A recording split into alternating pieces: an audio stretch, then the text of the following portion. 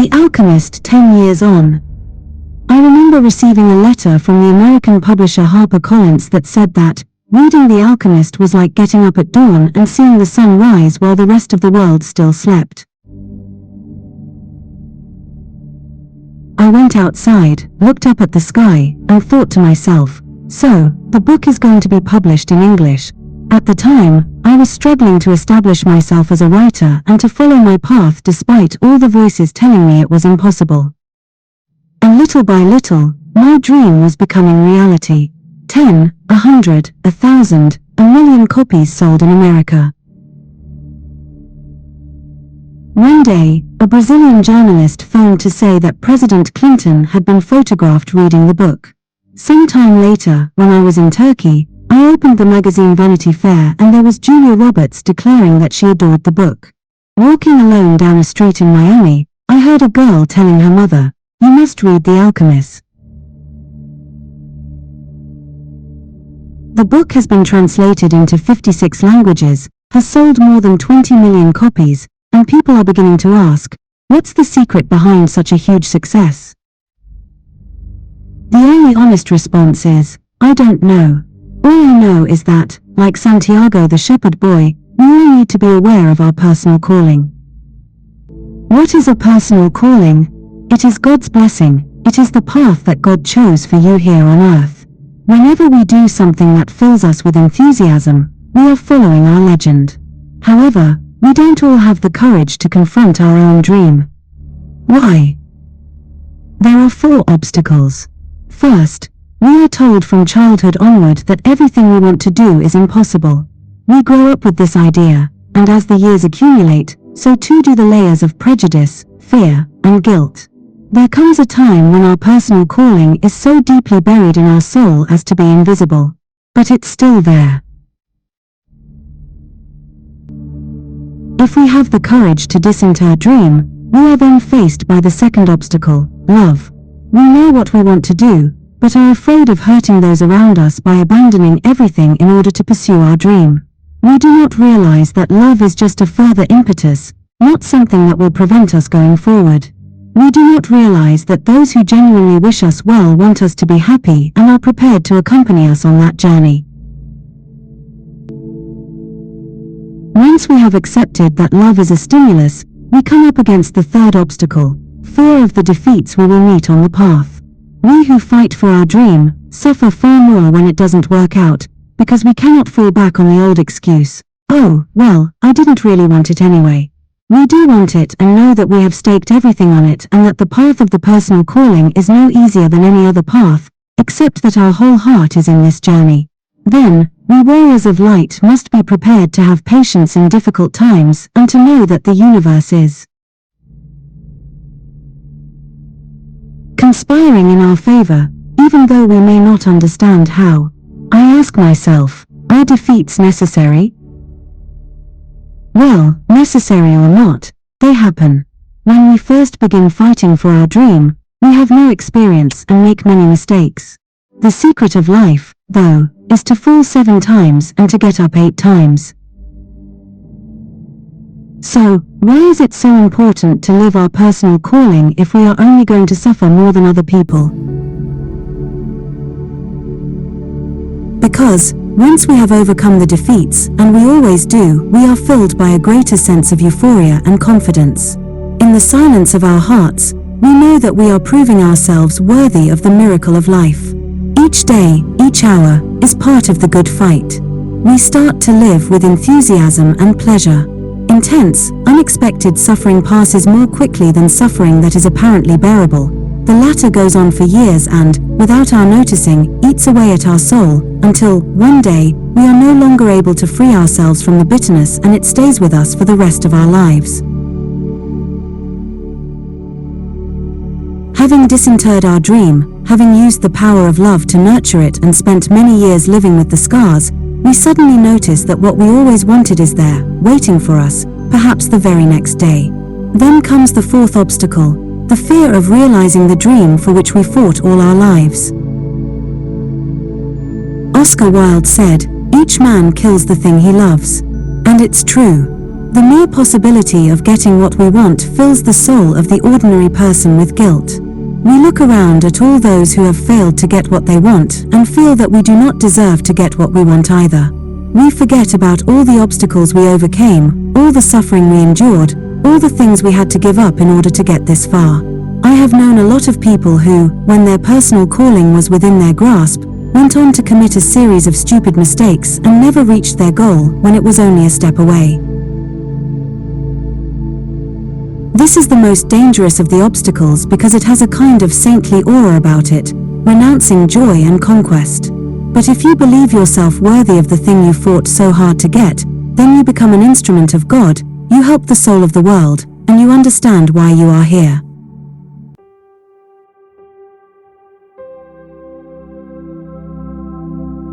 Paulo Coelho, Rio de Janeiro, November 2002. Translated by Margaret Jull Costa. Prologue. Translated by Clifford E. Landers. The alchemist picked up a book that someone in Tea Caravan had brought.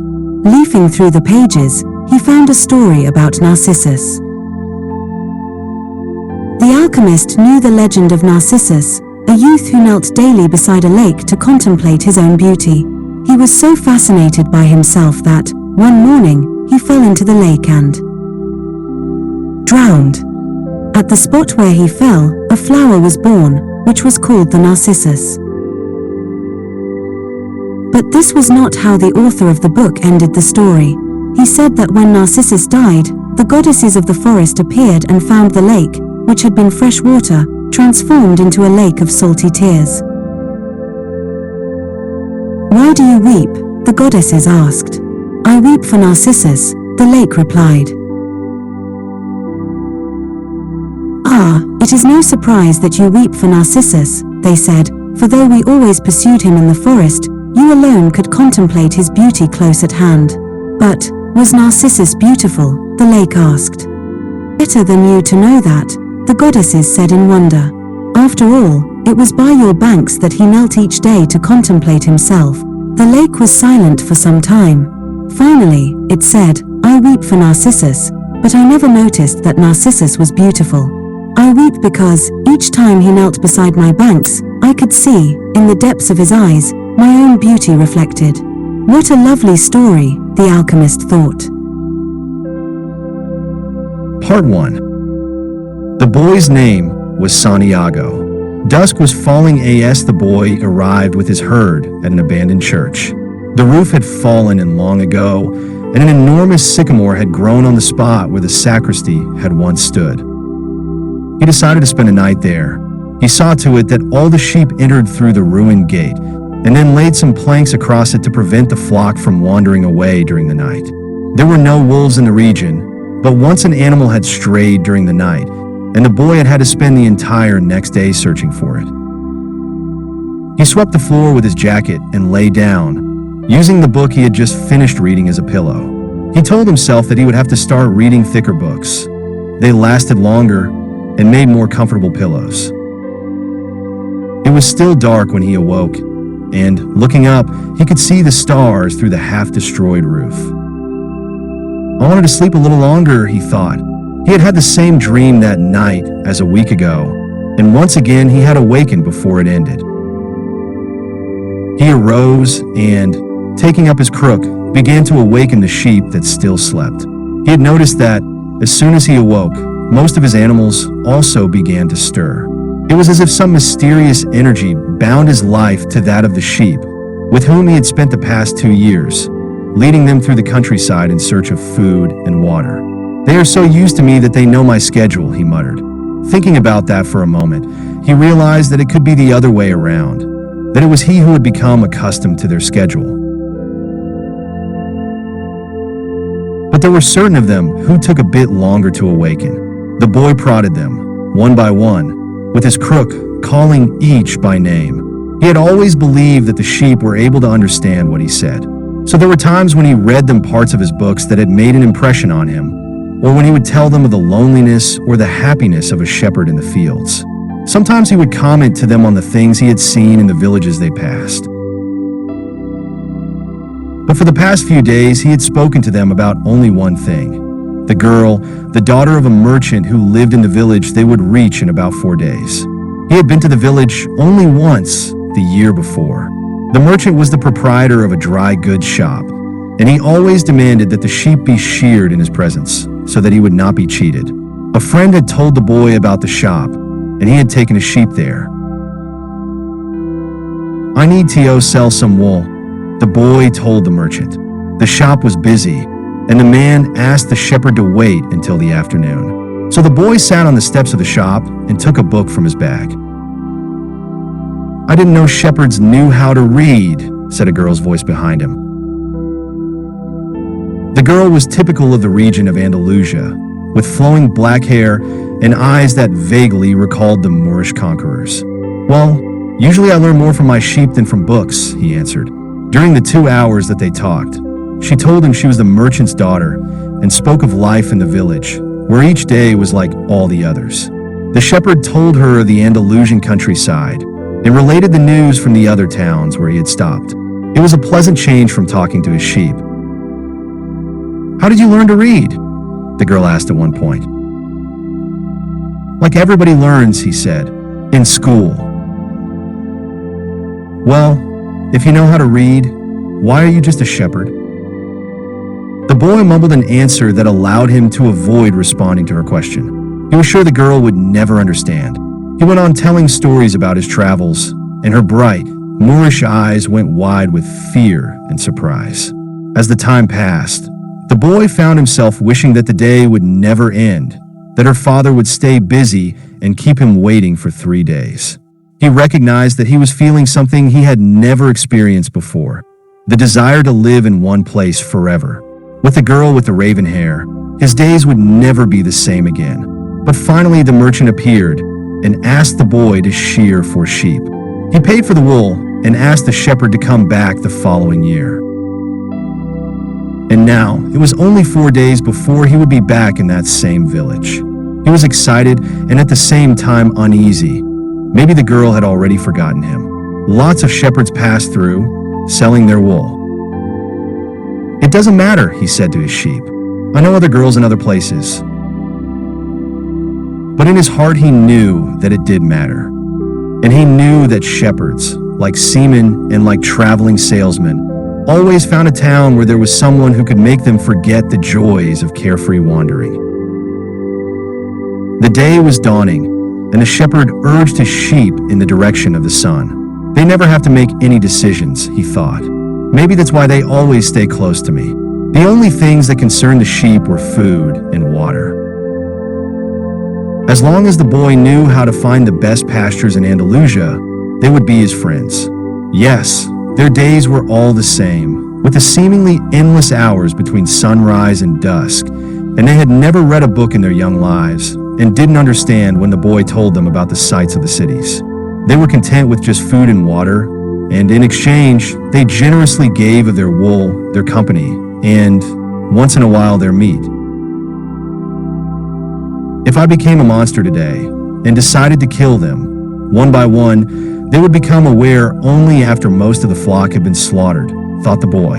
They trust me, and they've forgotten how to rely on their own instincts because I lead them to nourishment. The boy was surprised at his thoughts. Maybe the church, with the sycamore growing from within, had been haunted. It had caused him to have the same dream for a second time, and it was causing him to feel anger toward his faithful companions. He drank a bit from the wine that remained from his dinner of the night before, and he gathered his jacket closer to his body. He knew that a few hours from now, with the sun at its zenith, the heat would be so great that he would not be able to lead his flock across the fields. It was the time of day when all of Spain slept during the summer. The heat lasted until nightfall, and all that time he had to carry his jacket. But when he thought to complain about the burden of its weight, he remembered that, because he had the jacket, he had withstood the cold of the dawn. We have to be prepared for change, he thought, and he was grateful for the jacket's weight and warmth. The jacket had a purpose, and so did the boy. His purpose in life was to travel, and after 2 years of walking the Andalusian terrain, he knew all the cities of the region. He was planning, on this visit, to explain to the girl how it was that a simple shepherd knew how to read. But he had attended a seminary until he was 16. His parents had wanted him to become a priest, and thereby a source of pride for a simple farm family. They worked hard just to have food and water like the sheep. He had studied Latin, Spanish, and theology. But ever since he had been a child, he had wanted to know the world, and this was much more important to him than knowing God and learning about man's sins. One afternoon, on a visit to his family, he had summoned up the courage to tell his father that he didn't want to become a priest, that he wanted to travel. People from all over the world have passed through this village, son, said his father. They come in search of new things, but when they leave, they are basically the same people they were when they arrived. They climb the mountain to see the castle, and they wind up thinking that the past was better than what we have now. They have blonde hair or dark skin, but basically they're the same as the people who live right here. But I'd like to see the castles in the towns where they live, the boy explained. Those people, when they see our land, say that they would like to live here forever, his father continued. Well, I'd like to see their land and see how they live, said his son. The people who come here have a lot of money to spend, so they can afford to travel, his father said. Amongst us, the only ones who travel are the shepherds. Well, then I'll be a shepherd. His father said no more. The next day, he gave his son a pouch that held 3 ancient Spanish gold coins. I found these one day in the fields. I wanted them to be a part of your inheritance, but use them to buy your flock.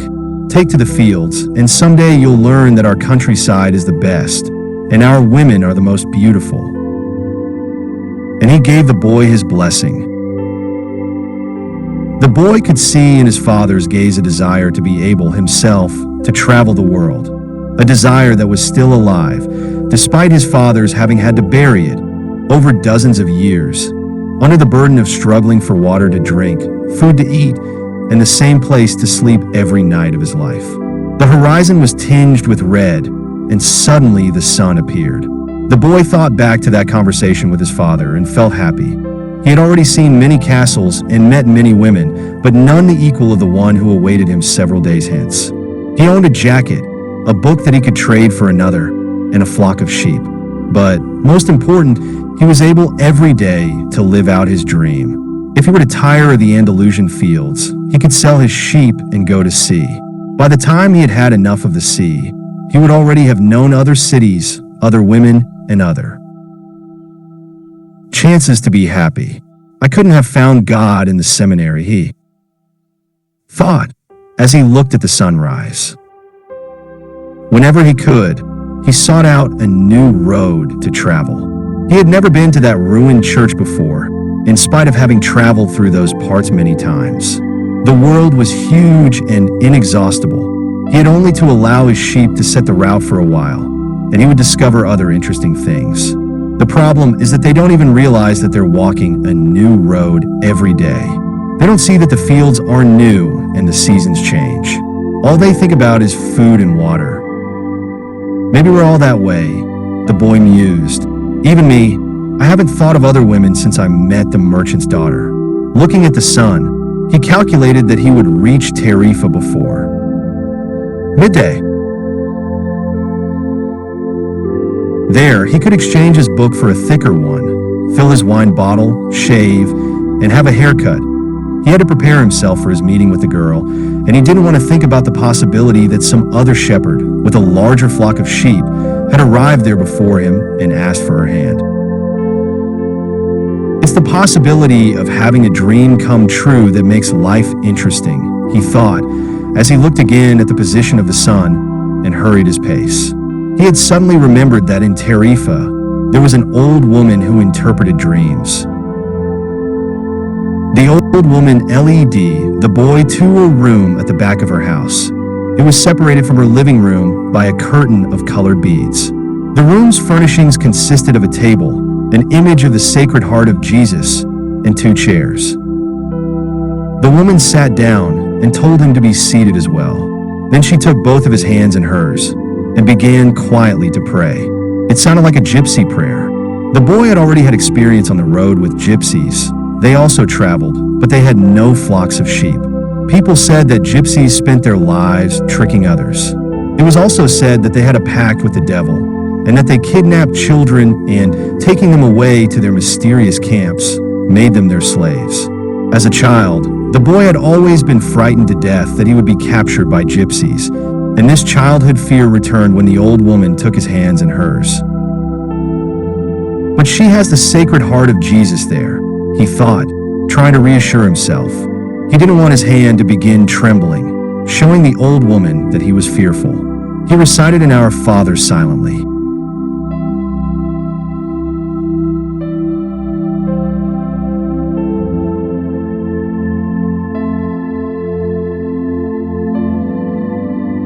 Very interesting, said the woman, never taking her eyes from the boy's hands, and then she fell silent.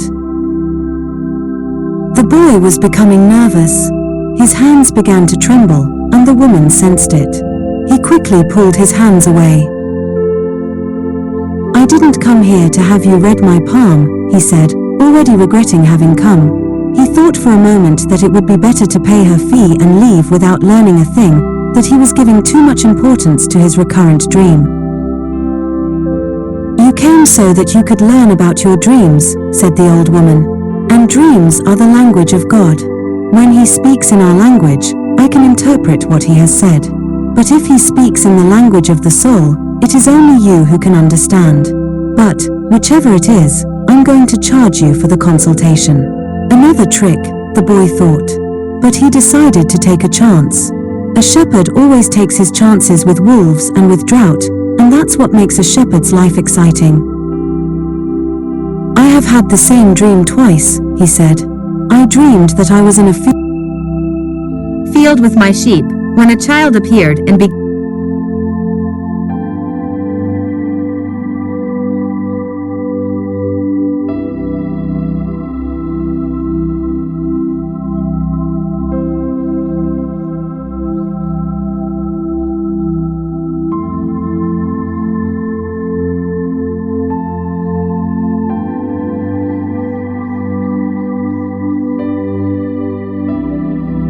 to play with the animal. I have had the same dream twice, he said. I dreamed that I was in a field with my sheep, when a child appeared and began to play with the animals. I don't like people to do that, because the sheep are afraid of strangers. But children always seem to be able to play with them without frightening them. I don't know why. I don't know how animals know the age of human beings. Tell me more about your dream, said the woman.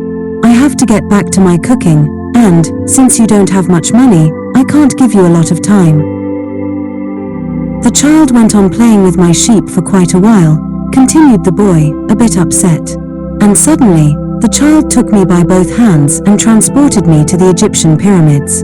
He paused for a moment to see if the woman knew what the Egyptian pyramids were, but she said nothing. Then, at the Egyptian pyramids, he said the last 3 words slowly, so that the old woman would understand. The child said to me, if you come here, you will find a hidden treasure. And, just as she was about to show me the exact location, I woke up. Both times. The woman was silent for some time. Then she again took his hands and studied them carefully.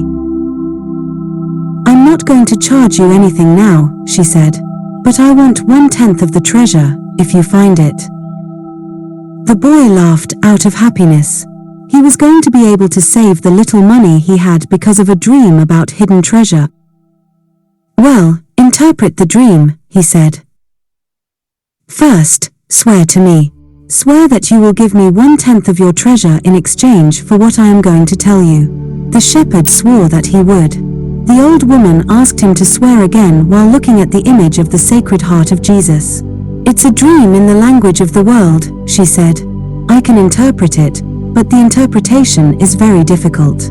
That's why I feel that I deserve a part of what you find. And this is my interpretation. You must go to the pyramids in Egypt. I have never heard of them, but if it was a child who showed them to you, they exist. There you will find a treasure that will make you a rich man. The boy was surprised, and then irritated. He didn't need to seek out the old woman for this, but then he remembered that he wasn't going to have to pay anything. "I didn't need to waste my time just for this," he said. "I told you that your dream was a difficult one. It's the simple things in life that are the most extraordinary. Only wise men are able to understand them. And since I am not wise, I have had to learn other arts, such as the reading of palms. Well, how am I going to get to Egypt? I only interpret dreams. I don't know how to turn them into reality.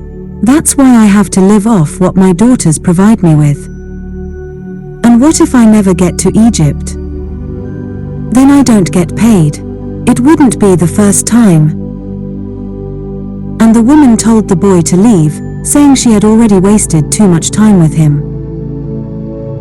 So the boy was disappointed. He decided that he would never again believe in dreams.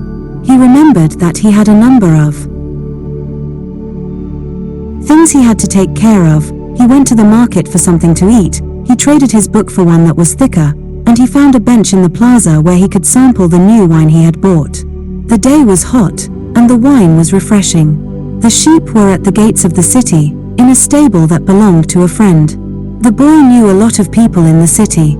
That was what made traveling appeal to him. He always made new friends, and he didn't need to spend all of his time with them.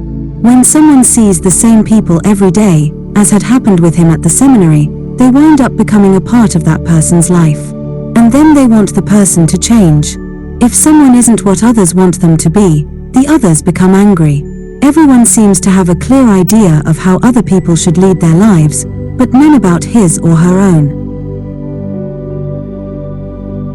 He decided to wait until the sun had sunk a bit lower in the sky before following his flock back through the fields. 3 days from now, he would be with the merchant's daughter. He started to read the book he had bought. On the very first page it described a burial ceremony, and the names of the people involved were very difficult to pronounce. If he ever wrote a book, he thought, he would present one person at a time, so that the reader wouldn't have to worry about memorizing a lot of names. When he was finally able to concentrate on what he was reading, he liked the book better. The burial was on a snowy day, and he welcomed the feeling of being cold. As he read on, an old man sat down at his side and tried to strike up a conversation. "What are they doing?" the old man asked, pointing at the people in the plaza. "Working," the boy answered dryly, making it look as if he wanted to concentrate on his reading. Actually, he was thinking about shearing his sheep in front of the merchant's daughter, so that she could see that he was someone who was capable of doing difficult things. He had already imagined the scene many times. Every time, the girl became fascinated when he explained that the sheep had to be sheared from back to front. He also tried to remember some good stories to relate as he sheared the sheep. Most of them he had read in books, but he would tell them as if they were from his personal experience. She would never know the difference, because she didn't know how to read. Meanwhile, the old man persisted in his attempt to strike up a conversation. He said that he was tired and thirsty, and asked if he might have a sip of the boy's wine. The boy offered his bottle, hoping that the old man would leave him alone. But the old man wanted to talk, and he asked the boy what book he was reading. The boy was tempted to be rude, and moved to another bench, but his father had taught him to be respectful of the elderly. So he held out the book to the man for 2 reasons. First, that he, himself, wasn't sure how to pronounce the title, and second, that if the old man didn't know how to read, he would probably feel ashamed and decide of his own accord to change benches. Said the old man, looking at all sides of the book, as if it were some strange object. "This is an important book, but it's really irritating." The boy was shocked. The old man knew how to read, and had already read the book. And if the book was irritating, as the old man had said, the boy still had time to change it for another. "It's a book that says the same thing almost all the other books in the world say," continued the old man. "It describes people's inability to choose their own personal legends. And it ends up saying that everyone believes the world's greatest lie." "What's the world's greatest lie?" the boy asked, completely surprised. It's this, that at a certain point in our lives, we lose control of what's happening to us, and our lives become controlled by fate. That's the world's greatest lie. That's never happened to me, the boy said. They wanted me to be a priest, but I decided to become a shepherd. Much better, said the old man. Because you really like to travel. He knew what I was thinking, the boy said to himself. The old man, meanwhile, was leafing through the book, without seeming to want to return it at all. The boy noticed that the man's clothing was strange. He looked like an Arab, which was not unusual in those parts. Africa was only a few hours from Tarifa. One had only to cross the narrow straits by boat. Arabs often appeared in the city, shopping and chanting their strange prayers several times a day. Where are you from? The boy asked. From many places. No one can be from many places, the boy said. I'm a shepherd, and I have been to many places, but I come from only one place. From a city near an ancient castle. That's where I was born. Well then, we could say that I was born in Salem. The boy didn't know where Salem was, but he didn't want to ask, fearing that he would appear ignorant.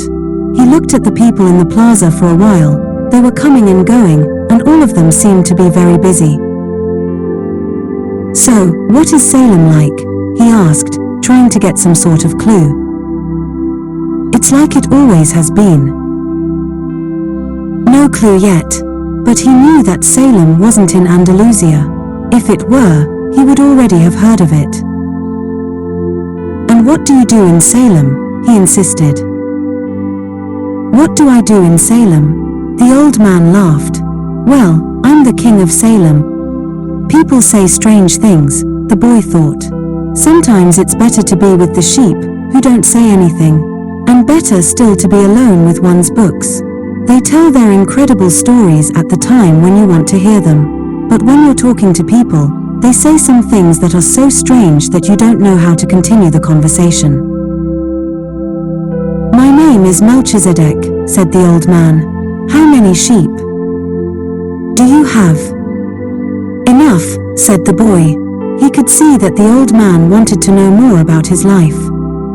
Well, then, we've got a problem. I can't help you if you feel you've got enough sheep. The boy was getting irritated. He wasn't asking for help. It was the old man who had asked for a drink of his wine and had started the conversation. Give me my book, the boy said. I have to go and gather my sheep and get going. Give me 1/10 of your sheep, said the old man, and I'll tell you how to find the hidden treasure. The boy remembered his dream, and suddenly everything was clear to him. The old woman hadn't charged him anything, but the old man, maybe he was her husband, was going to find a way to get much more money in exchange for information about something that didn't even exist. The old man was probably a gypsy, too. But before the boy could say anything, the old man leaned over, picked up a stick, and began to write in the sand of the plaza. Something bright reflected from his chest with such intensity that the boy was momentarily blinded. With a movement that was too quick for someone his age, the man covered whatever it was with his cape. When his vision returned to normal, the boy was able to read what the old man had written in the sand. There, in the sand of the plaza of that small city, the boy read the names of his father and his mother and the name of the seminary he had attended.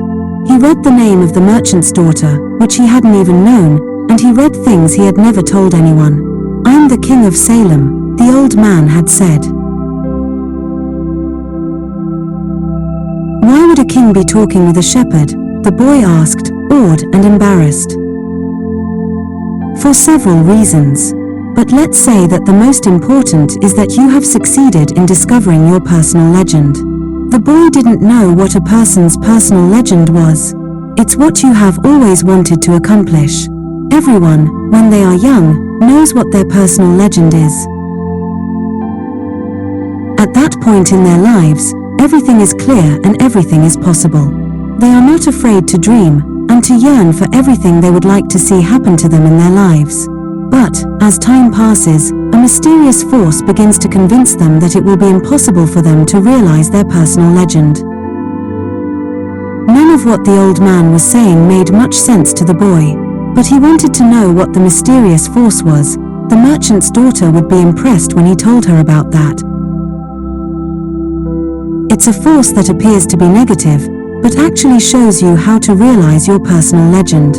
It prepares your spirit and your will, because there is one great truth on this planet. Whoever you are, or whatever it is that you do, when you really want something, it's because that desire originated in the soul of the universe. It's your mission on Earth. Even when all you want to do is travel, or marry the daughter of a textile merchant. Yes, or even search for treasure. The soul of the world is nourished by people's happiness, and also by unhappiness, envy, and jealousy. To realize one's personal legend is a person's only real obligation. All things are one. And, when you want something, all the universe conspires in helping you to achieve it. They were both silent for a time, observing the plaza and the townspeople. It was the old man who spoke first. "Why do you tend a flock of sheep?" "Because I like to travel." The old man pointed to a baker standing in his shop window at one corner of the plaza. When he was a child, that man wanted to travel, too. But he decided first to buy his bakery and put some money aside. When he's an old man, he's going to spend a month in Africa. He never realized that people are capable, at any time in their lives, of doing what they dream of. He should have decided to become a shepherd, the boy said. Well, he thought about that, the old man said. But bakers are more important people than shepherds. Bakers have homes, while shepherds sleep out in the open. Parents would rather see their children marry bakers than shepherds. The boy felt a pang in his heart, thinking about the merchant's daughter. There was surely a baker in her town. The old man continued, in the long run, what people think about shepherds and bakers becomes more important for them than their own personal legends. The old man leafed through the book, and fell to reading a page he came to. The boy waited, and then interrupted the old man just as he himself had been interrupted. "Why are you telling me all this?" "Because you are trying to realize your personal legend. And you are at the point where you're about to give it all up. And that's when you always appear on the scene." "Not always in this way, but I always appear in one form or another. Sometimes I appear in the form of a solution, or a good idea. At other times, at a crucial moment, I make it easier for things to happen. There are other things I do, too, but most of the time people don't realize I've done them." The old man related that, the week before, he had been forced to appear before a miner, and had taken the form of a stone. The miner had abandoned everything to go mining for emeralds. For 5 years he had been working a certain river, and had examined hundreds of thousands of stones looking for an emerald. The miner was about to give it all up, right at the point when, if he were to examine just one more stone, just one more, he would find his emerald. Since the miner had sacrificed everything to his personal legend, the old man decided to become involved. He transformed himself into a stone that rolled up to the miner's foot. The miner, with all the anger and frustration of his 5 fruitless years, picked up the stone and threw it aside. But he had thrown it with such force that it broke the stone it fell upon, and there, embedded in the broken stone, was the most beautiful emerald in the world. "People learn, early in their lives, what is their reason for being," said the old man, with a certain bitterness. "Maybe that's why they give up on it so early, too. But that's the way it is."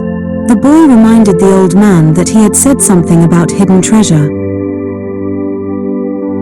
"Treasure is uncovered by the force of flowing water, and it is buried by the same currents," said the old man. "If you want to learn about your own treasure, you will have to give me 1/10 of your flock." What about 1/10 of my treasure? The old man looked disappointed. If you start out by promising what you don't even have yet, you'll lose your desire to work toward getting it. The boy told him that he had already promised to give 1/10 of his treasure to the gypsy. Gypsies are experts at getting people to do that, sighed the old man. In any case, it's good that you've learned that everything in life has its price. This is what the warriors of the light try to teach. The old man returned the book to the boy. Tomorrow, at this same time, bring me 1/10 of your flock, and I will tell you how to find the hidden treasure. Good afternoon. And he vanished around the corner of the plaza. The boy began again to read his book, but he was no longer able to concentrate. He was tense and upset, because he knew that the old man was right. He went over to the bakery and bought a loaf of bread, thinking about whether or not he should tell the baker what the old man had said about him. Sometimes it's better to leave things as they are, he thought to himself, and decided to say nothing. If he were to say anything, the baker would spend 3 days thinking about giving it all up, even though he had gotten used to the way things were. The boy could certainly resist causing that kind of anxiety for the baker. So he began to wander through the city, and found himself at the gates. There was a small building there, with a window at which people bought tickets to Africa. And he knew that Egypt was in Africa. "Can I help you?" asked the man behind the window. "Maybe tomorrow," said the boy, moving away. If he sold just one of his sheep, he'd have enough to get to the other shore of the strait. The idea frightened him. "Another dreamer," said the ticket seller to his assistant, watching the boy walk away. "He doesn't have enough money to travel." While standing at the ticket window, the boy had remembered his flock, and decided he should go back to being a shepherd. In 2 years he had learned everything about shepherding. He knew how to shear sheep, how to care for pregnant ewes, and how to protect the sheep from wolves. He knew all the fields and pastures of Andalusia, and he knew what was the fair price for every one of his animals. He decided to return to his friend's stable by the longest route possible. As he walked past the city's castle, he interrupted his return and climbed the stone ramp that led to the top of the wall. From there, he could see Africa in the distance. Someone had once told him that it was from there that the Moors had come to occupy all of Spain. He could see almost the entire city from where he sat, including the plaza where he had talked with the old man. "Curse the moment I met that old man," he thought. He had come to the town only to find a woman who could interpret his dream. Neither the woman nor the old man was at all impressed by the fact that he was a shepherd. They were solitary individuals who no longer believed in things, and didn't understand that shepherds become attached to their sheep. He knew everything about each member of his flock. He knew which ones were lame, which one was to give birth 2 months from now, and which were the laziest. He knew how to shear them, and how to slaughter them. If he ever decided to leave them, they would suffer. The wind began to pick up. He knew that wind. People called it the Levanta, because on it the Moors had come from the Levant at the eastern end of the Mediterranean. The Levanta increased in intensity.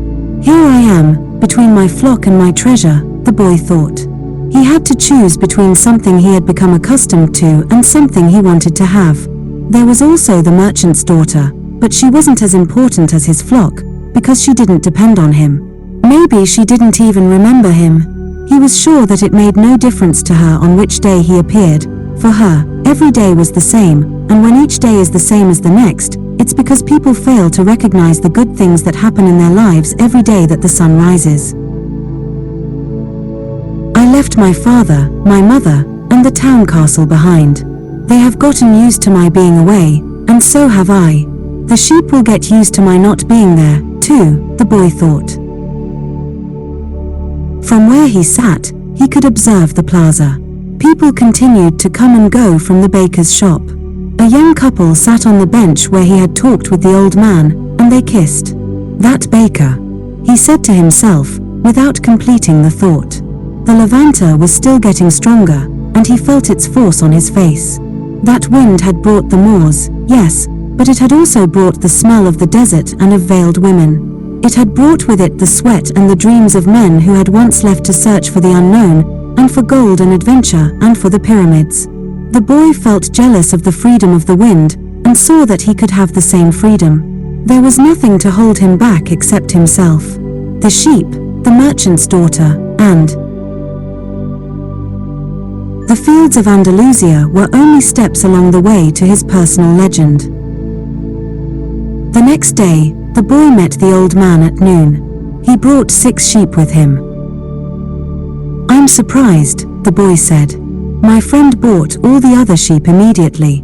He said that he had always dreamed of being a shepherd, and that it was a good omen." "That's the way it always is," said the old man. "It's called the principle of favorability. When you play cards the first time, you are almost sure to win. Beginner's luck."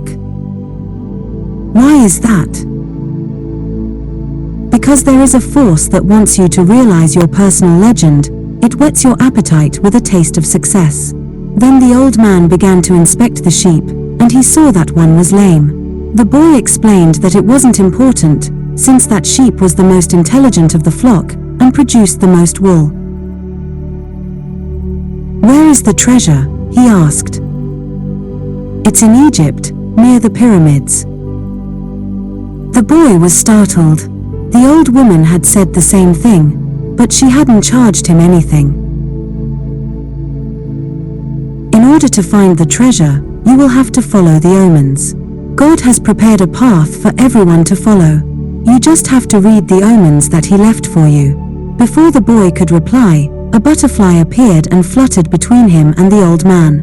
He remembered something his grandfather had once told him, that butterflies were a good omen. Like crickets, and like grasshoppers, like lizards and four-leaf clovers. "That's right," said the old man, able to read the boy's thoughts. "Just as your grandfather taught you. These are good omens." The old man opened his cape, and the boy was struck by what he saw. The old man wore a breastplate of heavy gold, covered with precious stones. The boy recalled the brilliance he had noticed on the previous day. He really was a king. He must be disguised to avoid encounters with thieves. "Take these," said the old man, holding out a white stone and a black stone that had been embedded at the center of the breastplate. "They are called Urim and Thummim. The black signifies yes, and the white no. When you are unable to read the omens, they will help you to do so. Always ask an objective question. But, if you can, try to make your own decisions. The treasure is at the pyramids, that you already knew. But I had to insist on the payment of 6 sheep because I helped you to make your decision." The boy put the stones in his pouch.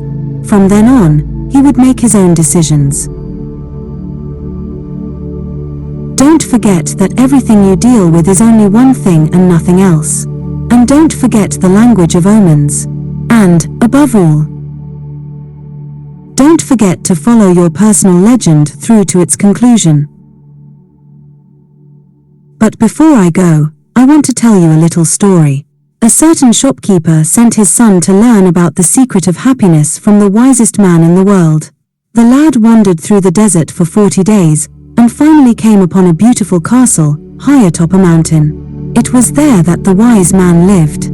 Rather than finding a saintly man, though, our hero, on entering the main room of the castle, saw a hive of activity. Tradesmen came and went, people were conversing in the corners, a small orchestra was playing soft music, and there was a table covered with platters of the most delicious food in that part of the world. The wise man conversed with everyone, and the boy had to wait for 2 hours before it was his turn to be given the man's attention. The wise man listened attentively to the boy's explanation of why he had come, but told him that he didn't have time just then to explain the secret of happiness. He suggested that the boy look around the palace and return in 2 hours. "Meanwhile, I want to ask you to do something," said the wise man, handing the boy a teaspoon that held 2 drops of oil. "As you wander around, carry this spoon with you without allowing the oil to spill." The boy began climbing and descending the many stairways of the palace, keeping his eyes fixed on the spoon. After 2 hours, he returned to the room where the wise man was. "Well," asked the wise man, "did you see the Persian tapestries that are hanging in my dining hall? Did you see the garden that it took the master gardener 10 years to create? Did you notice the beautiful parchments in my library?" The boy was embarrassed, and confessed that he had observed nothing. His only concern had been not to spill the oil that the wise man had entrusted to him. "Then go back and observe the marvels of my world," said the wise man. "You cannot trust a man if you don't know his house." Relieved, the boy picked up the spoon and returned to his exploration of the palace, this time observing all of the works of art on the ceilings and the walls. He saw the gardens, the mountains all around him, the beauty of the flowers, and the taste with which everything had been selected. Upon returning to the wise man, he related in detail everything he had seen. "But where are the drops of oil I entrusted to you?" asked the wise man. Looking down at the spoon he held, the boy saw that the oil was gone.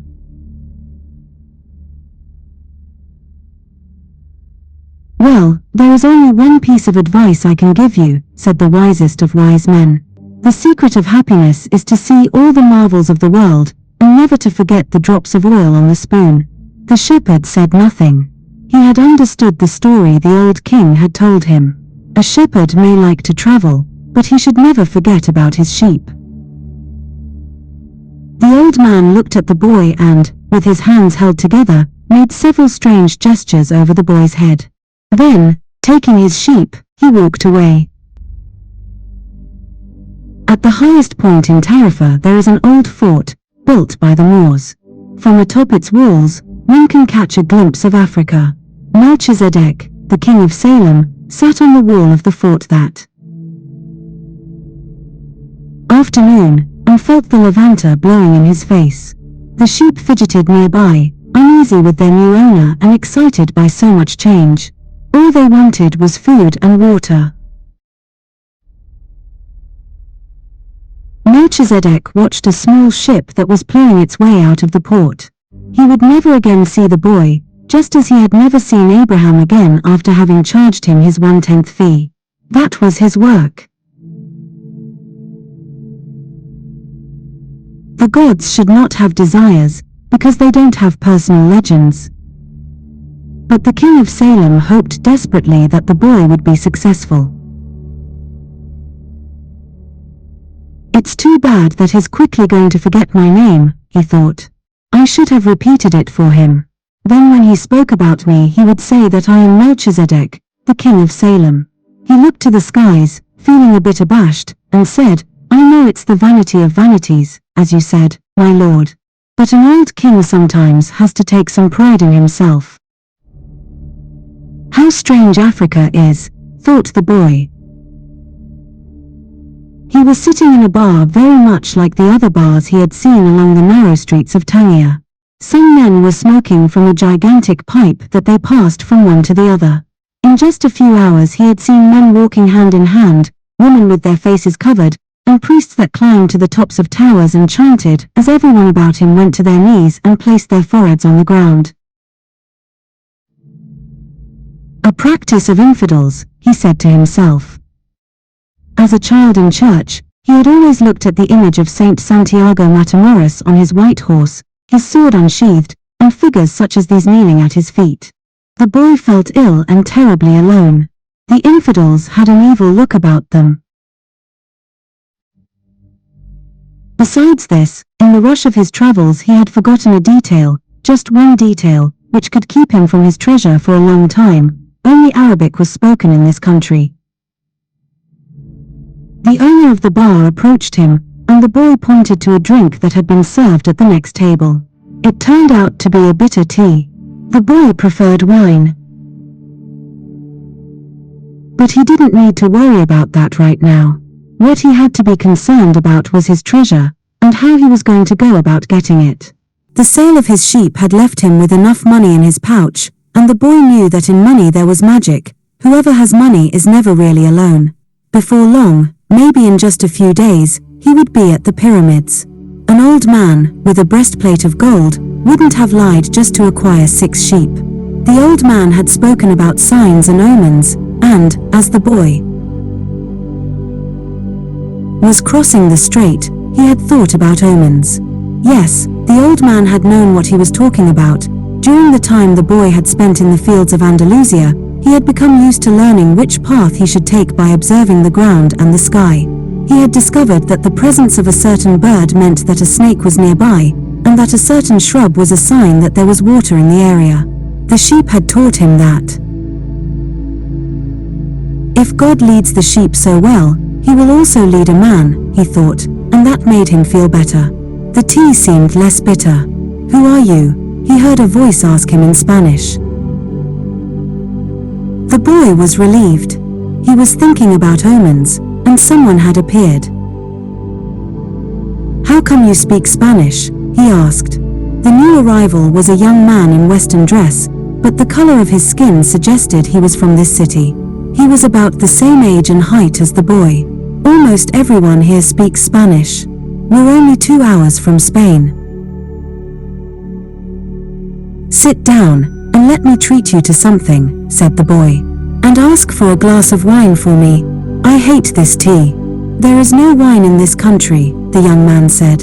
"The religion here forbids it." The boy told him then that he needed to get to the pyramids. He almost began to tell about his treasure, but decided not to do so. If he did, it was possible that the Arab would want a part of it as payment for taking him there. He remembered what the old man had said about offering something you didn't even have yet. "I'd like you to take me there if you can. I can pay you to serve as my guide." "Do you have any idea how to get there?" the newcomer asked. The boy noticed that the owner of the bar stood nearby, listening attentively to their conversation. He felt uneasy at the man's presence. But he had found a guide, and didn't want to miss out on an opportunity. "You have to cross the entire Sahara Desert," said the young man. "And to do that, you need money. I need to know whether you have enough." The boy thought it a strange question, but he trusted in the old man, who had said that, when you really want something, the universe always conspires in your favor. He took his money from his pouch and showed it to the young man. The owner of the bar came over and looked, as well. The two men exchanged some words in Arabic, and the bar owner seemed irritated. "Let's get out of here," said the new arrival. "He wants us to leave." The boy was relieved. He got up to pay the bill, but the owner grabbed him and began to speak to him in an angry stream of words. The boy was strong and wanted to retaliate, but he was in a foreign country. His new friend pushed the owner aside and pulled the boy outside with him. "He wanted your money," he said. "Tangier is not like the rest of Africa. This is a port, and every port has its thieves."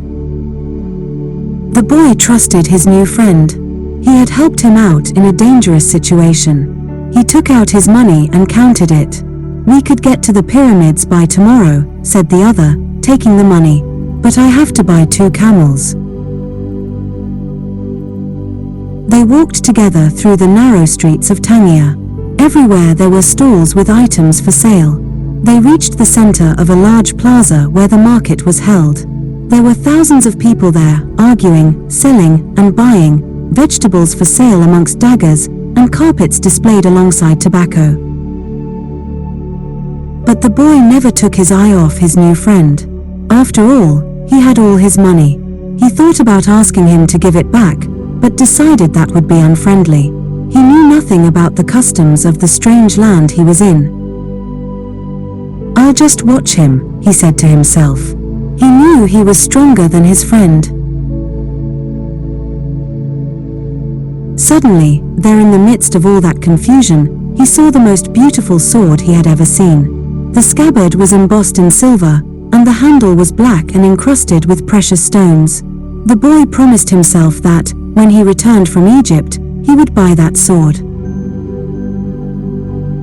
"Ask the owner of that stall how much the sword costs," he said to his friend. Then he realized that he had been distracted for a few moments, looking at the sword. His heart squeezed, as if his chest had suddenly compressed it. He was afraid to look around, because he knew what he would find.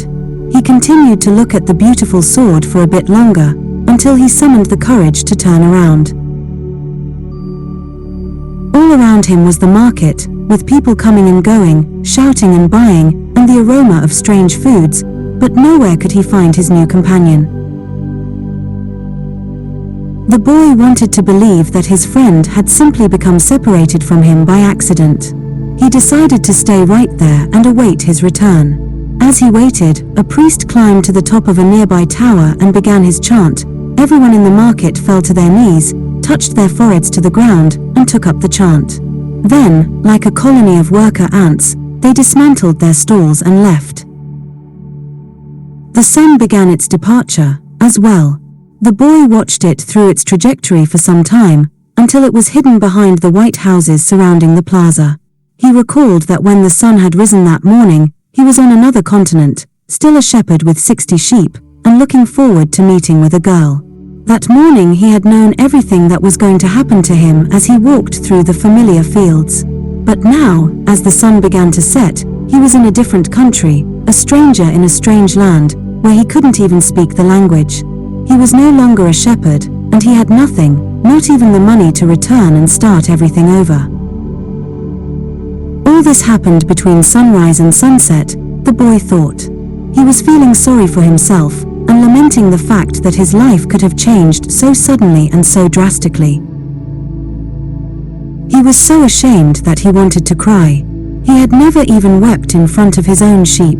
But the marketplace was empty, and he was far from home, so he wept. He wept because God was unfair, and because this was the way God repaid those who believed in their dreams. When I had my sheep, I was happy, and I made those around me happy. People saw me coming and welcomed me, he thought. But now I'm sad and alone. I'm going to become bitter and distrustful of people because one person betrayed me. I'm going to hate those who have found their treasure because I never found mine. And I'm going to hold on to what little I have, because I'm too insignificant to conquer the world. He opened his pouch to see what was left of his possessions. Maybe there was a bit left of the sandwich he had eaten on the ship. But all he found was the heavy book, his jacket, and the 2 stones the old man had given him. As he looked at the stones, he felt relieved for some reason. He had exchanged 6 sheep for 2 precious stones that had been taken from a gold breastplate. He could sell the stones and buy a return ticket. But this time I'll be smarter, the boy thought, removing them from the pouch so he could put them in his pocket. This was a port town, and the only truthful thing his friend had told him was that port towns are full of thieves. Now he understood why the owner of the bar had been so upset. He was trying to tell him not to trust that man. I'm like everyone else, I see the world in terms of what I would like to see happen, not what actually does. He ran his fingers slowly over the stones, sensing their temperature and feeling their surfaces. They were his treasure. Just handling them made him feel better. They reminded him of the old man. When you want something, all the universe conspires in helping you to achieve it, he had said. The boy was trying to understand the truth of what the old man had said. There he was in the empty marketplace, without a cent to his name, and with not a sheep to guard through the night. But the stones were proof that he had met with a king who knew of the boy's past. They're called Urim and Thummim, and they can help you to read the omens. The boy put the stones back in the pouch and decided to do an experiment. The old man had said to ask very clear questions, and to do that, the boy had to know what he wanted. So, he asked if the old man's blessing was still with him. He took out one of the stones. It was yes. Am I going to find my treasure? He asked. He stuck his hand into the pouch, and felt around for one of the stones. As he did so, both of them pushed through a hole in the pouch and fell to the ground. The boy had never even noticed that there was a hole in his pouch. He knelt down to find Urim and Thummim and put them back in the pouch. But as he saw them lying there on the ground, another phrase came to his mind. Learn to recognize omens, and follow them, the old king had said. An omen. The boy smiled to himself. He picked up the 2 stones and put them back in his pouch. He didn't consider mending the hole. The stones could fall through any time they wanted. He had learned that there were certain things one shouldn't ask about, so as not to flee from one's own personal legend.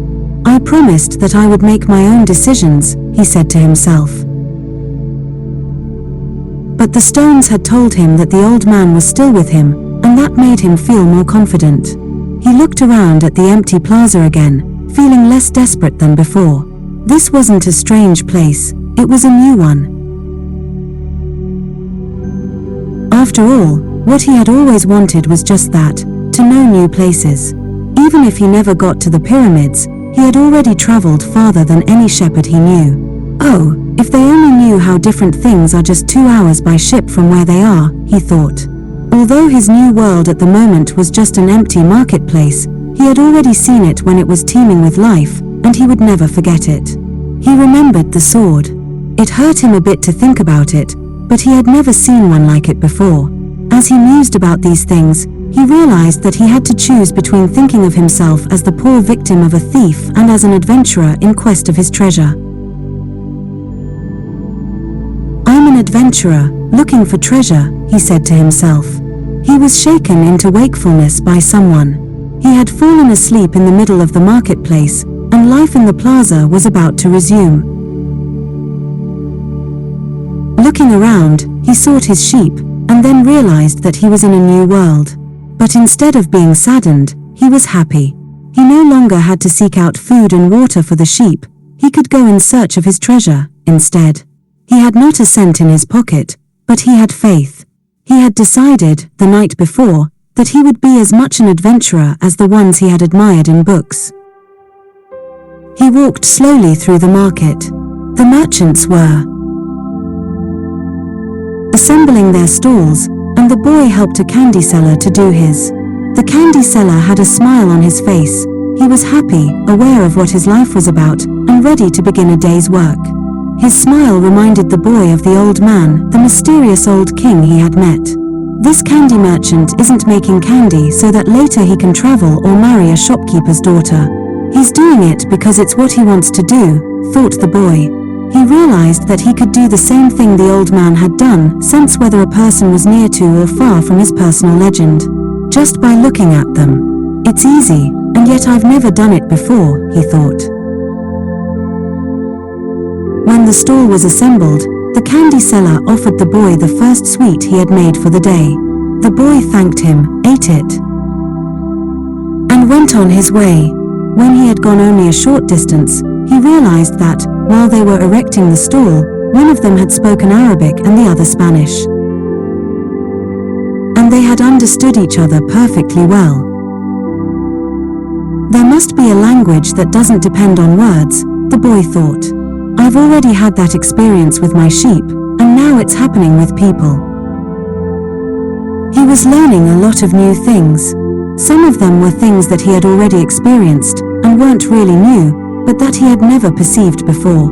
And he hadn't perceived them because he had become accustomed to them. He realized, if I can learn to understand this language without words, I can learn to understand the world.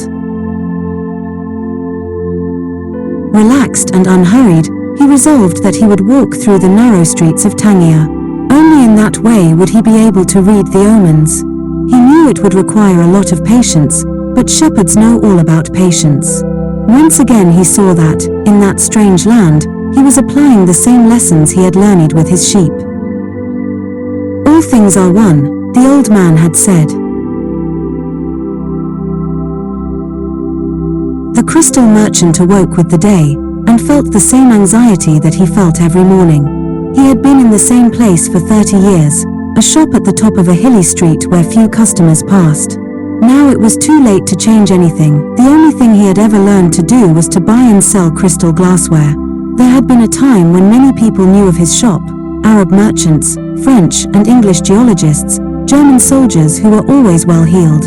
In those days it had been wonderful to be selling crystal, and he had thought how he would become rich and have beautiful women at his side as he grew older. But, as time passed, Tangier had changed. The nearby city of Ceuta had grown faster than Tangier, and business had fallen off. Neighbors moved away, and there remained only a few small shops on the hill. And no one was going to climb the hill just to browse through a few small shops. But the crystal merchant had no choice. He had lived 30 years of his life buying and selling crystal pieces, and now it was too late to do anything else. He spent the entire morning observing the infrequent comings and goings in the street. He had done this for years, and knew the schedule of everyone who passed. But, just before lunchtime, a boy stopped in front of the shop. He was dressed normally, but the practiced eyes of the crystal merchant could see that the boy had no money to spend. Nevertheless, the merchant decided to delay his lunch for a few minutes until the boy moved on. A card hanging in the doorway announced that several languages were spoken in the shop. The boy saw a man appear behind the counter. "I can clean up those glasses in the window, if you want," said the boy. "The way they look now, nobody is going to want to buy them." The man looked at him without responding. "In exchange, you could give me something to eat."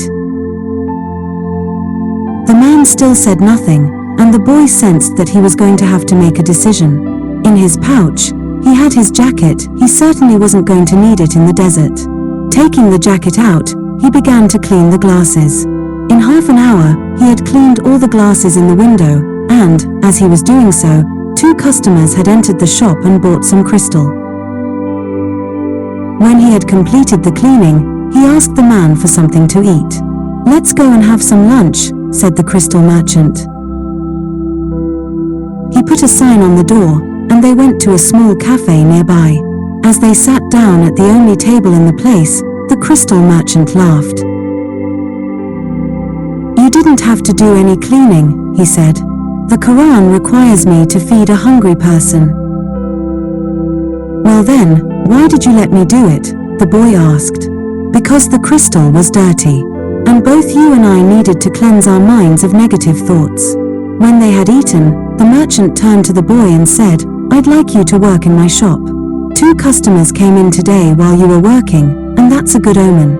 "People talk a lot about omens," thought the shepherd, "but they really don't know what they're saying." Just as I hadn't realized that for so many years I had been speaking a language without words to my sheep. "Do you want to go to work for me?" the merchant asked. "I can work for the rest of today," the boy answered.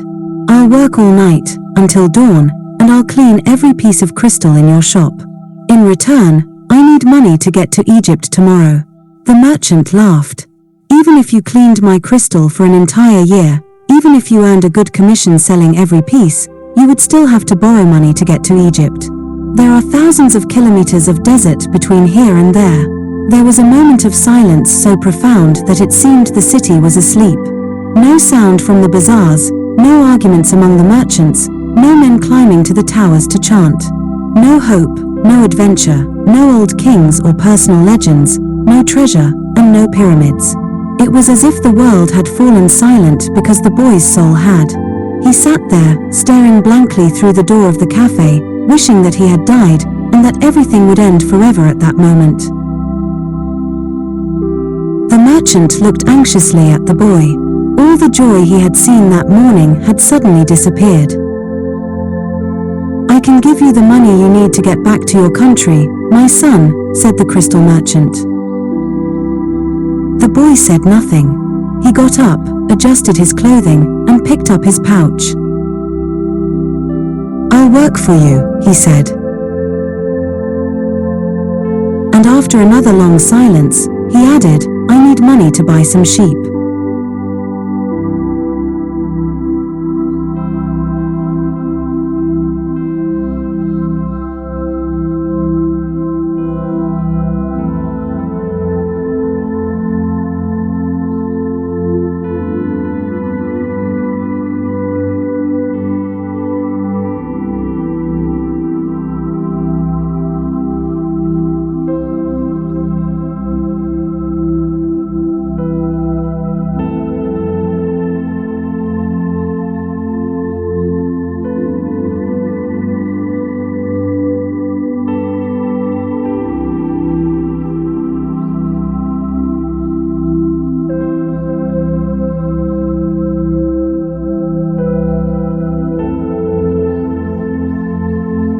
Part 2.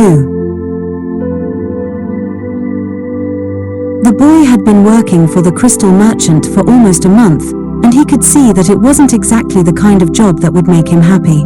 The merchant spent the entire day mumbling behind the counter, telling the boy to be careful with the pieces and not to break anything. But he stayed with the job because the merchant, although he was an old grouch, treated him fairly. The boy received a good commission for each piece he sold, and had already been able to put some money aside. That morning he had done some calculating. If he continued to work every day as he had been, he would need a whole year to be able to buy some sheep. "I'd like to build a display case for the crystal," the boy said to the merchant. "We could place it outside and attract those people who pass at the bottom of the hill." "I've never had one before," the merchant answered. "People will pass by and bump into it, and pieces will be broken. Well, when I took my sheep through the fields, some of them might have died if we had come upon a snake. But that's the way life is with sheep and with shepherds." The merchant turned to a customer who wanted 3 crystal glasses. He was selling better than ever, as if time had turned back to the old days when the street had been one of Tangier's major attractions. "Business has really improved," he said to the boy, after the customer had left. "I'm doing much better, and soon you'll be able to return to your sheep. Why ask more out of life?" "Because we have to respond to omens," the boy said, almost without meaning to. Then he regretted what he had said, because the merchant had never met the king. "It's called the principle of favorability, beginner's luck. Because life wants you to achieve your personal legend," the old king had said. But the merchant understood what the boy had said. The boy's very presence in the shop was an omen, and, as time passed and money was pouring into the cash drawer, he had no regrets about having hired the boy. The boy was being paid more money than he deserved, because the merchant, thinking that sales wouldn't amount to much, had offered the boy a high commission rate. He had assumed he would soon return to his sheep. "Why did you want to get to the pyramids?" he asked. "To get away from the business of the display." "Because I've always heard about them," the boy answered, saying nothing about his dream. The treasure was now nothing but a painful memory, and he tried to avoid thinking about it. "I don't know anyone around here who would want to cross the desert just to see the pyramids," said the merchant. "They're just a pile of stones. You could build one in your backyard." "You've never had dreams of travel," said the boy, turning to wait on a customer who had entered the shop. 2 days later, the merchant spoke to the boy about the display. "I don't much like change," he said. "You and I aren't like Hassan, that rich merchant. If he makes a buying mistake, it doesn't affect him much. But we too have to live with our mistakes." That's true enough, the boy thought, ruefully. "Why did you think we should have the display?" "I want to get back to my sheep faster. We have to take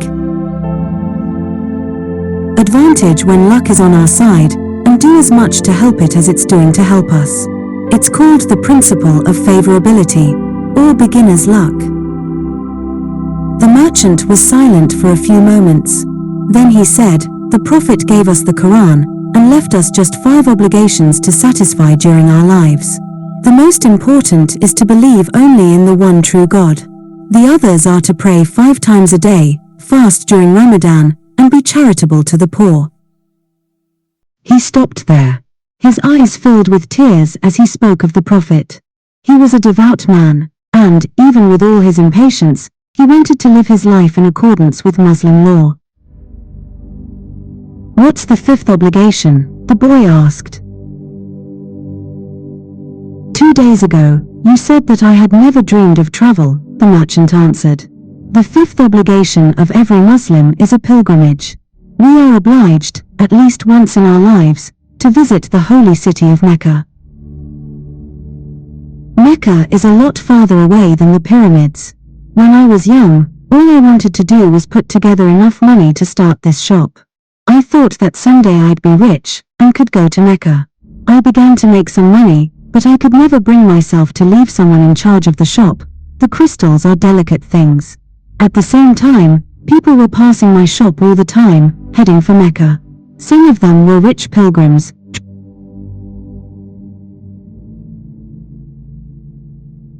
But most of the people making the pilgrimage. Mecca is a lot farther away than the pyramids. When I was young, all I wanted to do was put together enough money to start this shop. I thought that someday I'd be rich and could go to Mecca. I began to make some money, but I could never bring myself to leave someone in charge of the shop. The crystals are delicate things. At the same time, people were passing my shop all the time, heading for Mecca. Some of them were rich pilgrims, traveling in caravans with servants and camels, but most of the people making the pilgrimage were poorer than I. All who went there were happy at having done so. They placed the symbols of the pilgrimage on the doors of their houses. One of them, a cobbler who made his living mending boots, said that he had traveled for almost a year through the desert, but that he got more tired when he had to walk through the streets of Tangier buying his leather. "Well, why don't you go to Mecca now?" asked the boy.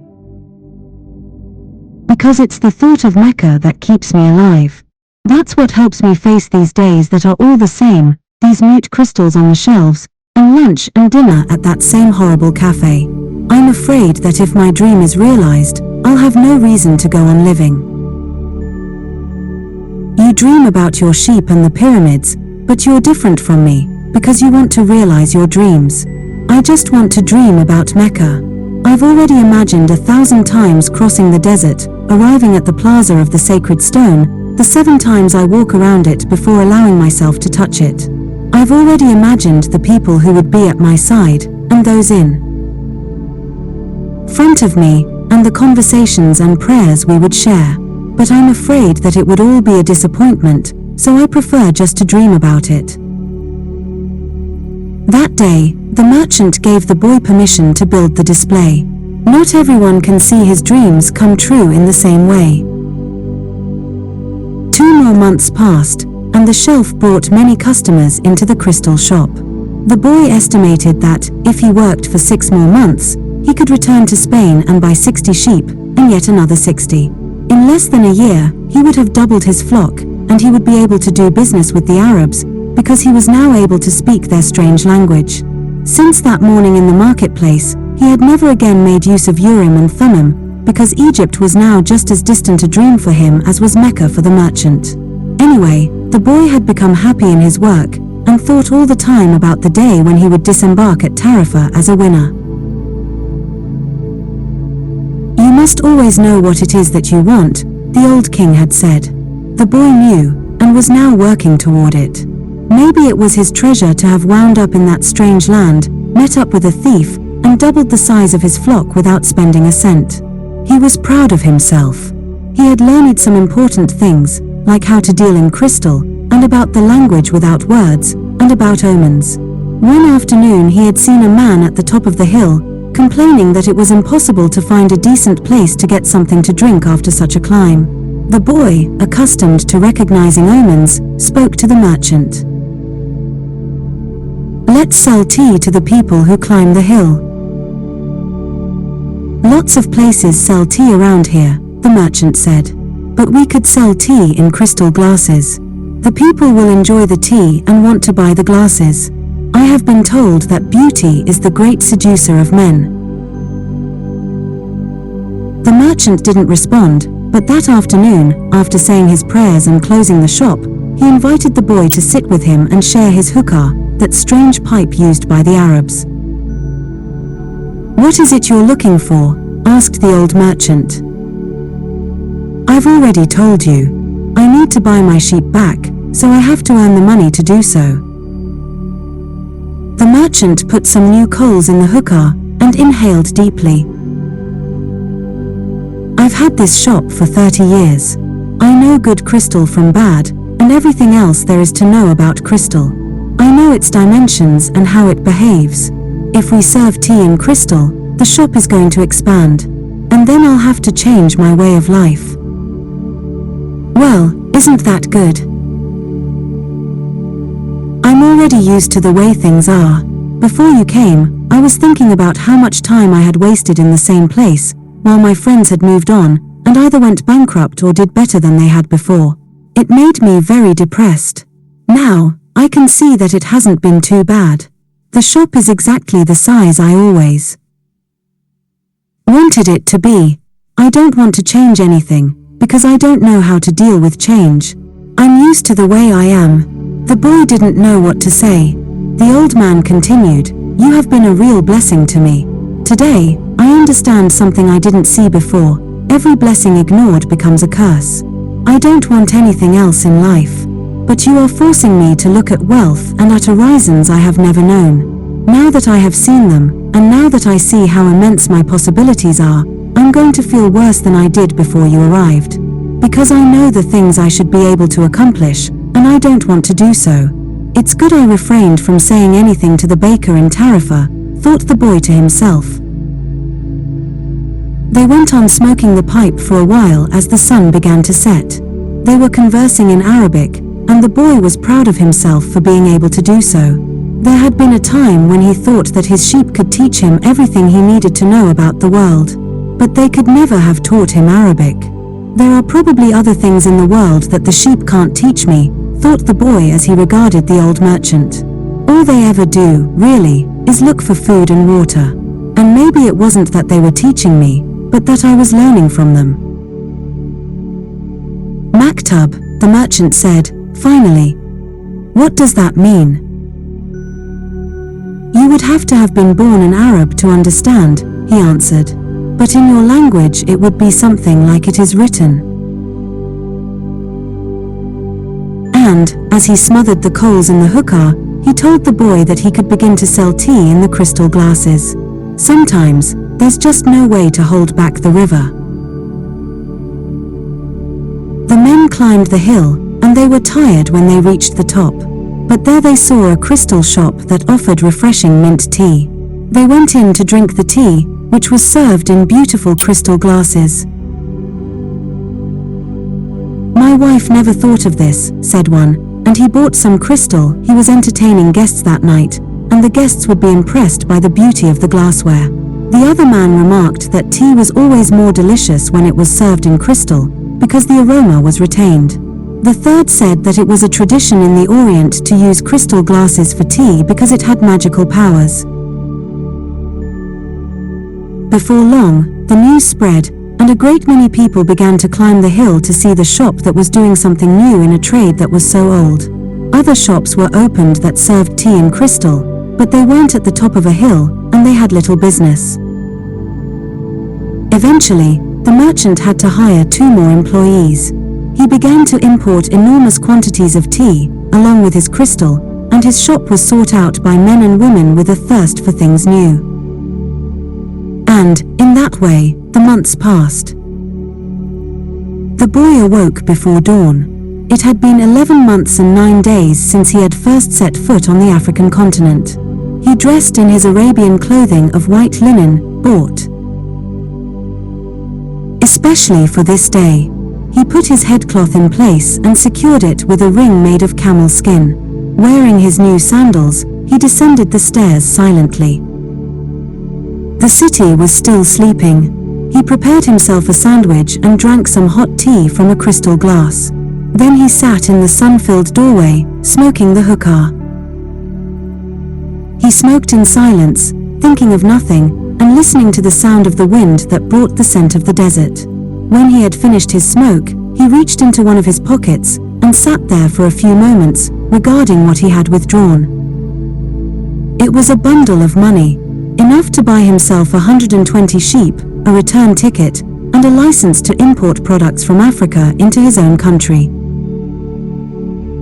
He waited patiently for the merchant to awaken and open the shop. Then the two went off to have some more tea. "I'm leaving today," said the boy. "I have the money I need to buy my sheep. And you have the money you need to go to Mecca." The old man said nothing. "Will you give me your blessing?" asked the boy. "You have helped me." The man continued to prepare his tea, saying nothing. Then he turned to the boy. "I am proud of you," he said. "You brought a new feeling into my crystal shop. But you know that I'm not going to go to Mecca.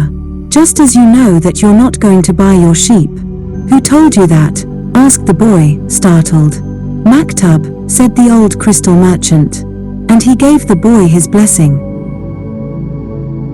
The boy went to his room and packed his belongings. They filled 3 sacks.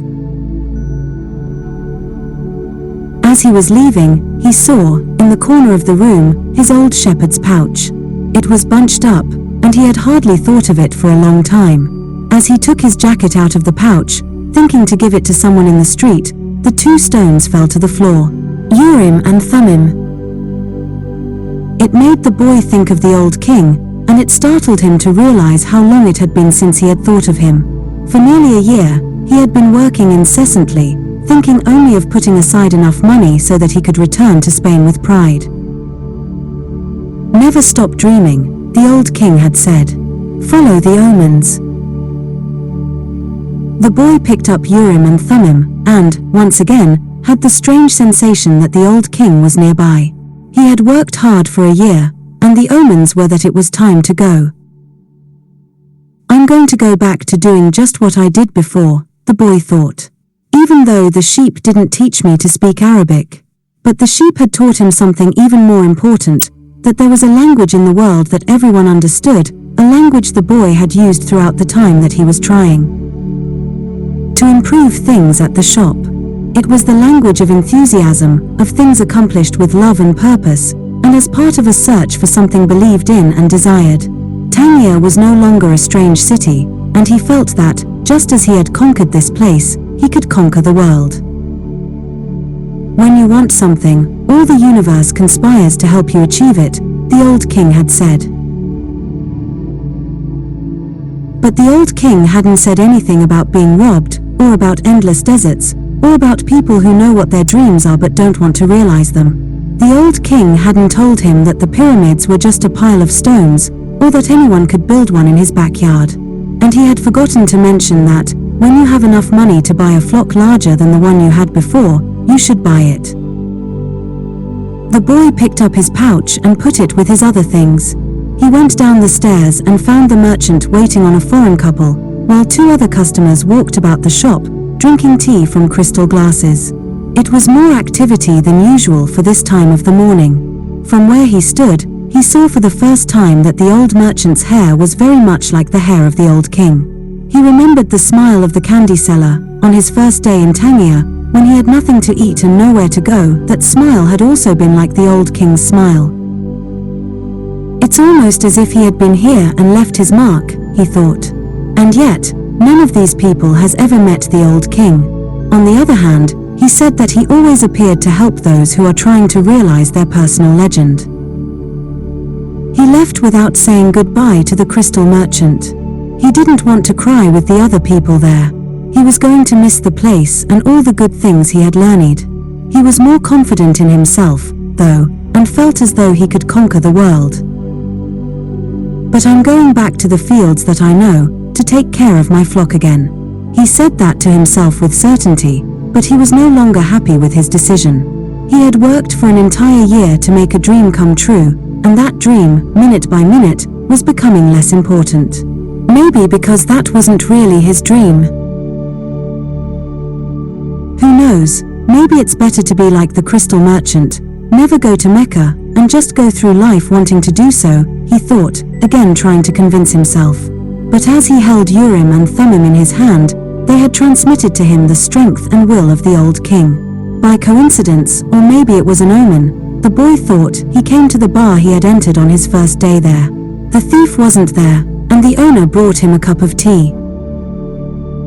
"I can always go back to being a shepherd," the boy thought. "I learned how to care for sheep, and I haven't forgotten how that's done. But maybe I'll never have another chance to get to the pyramids in Egypt."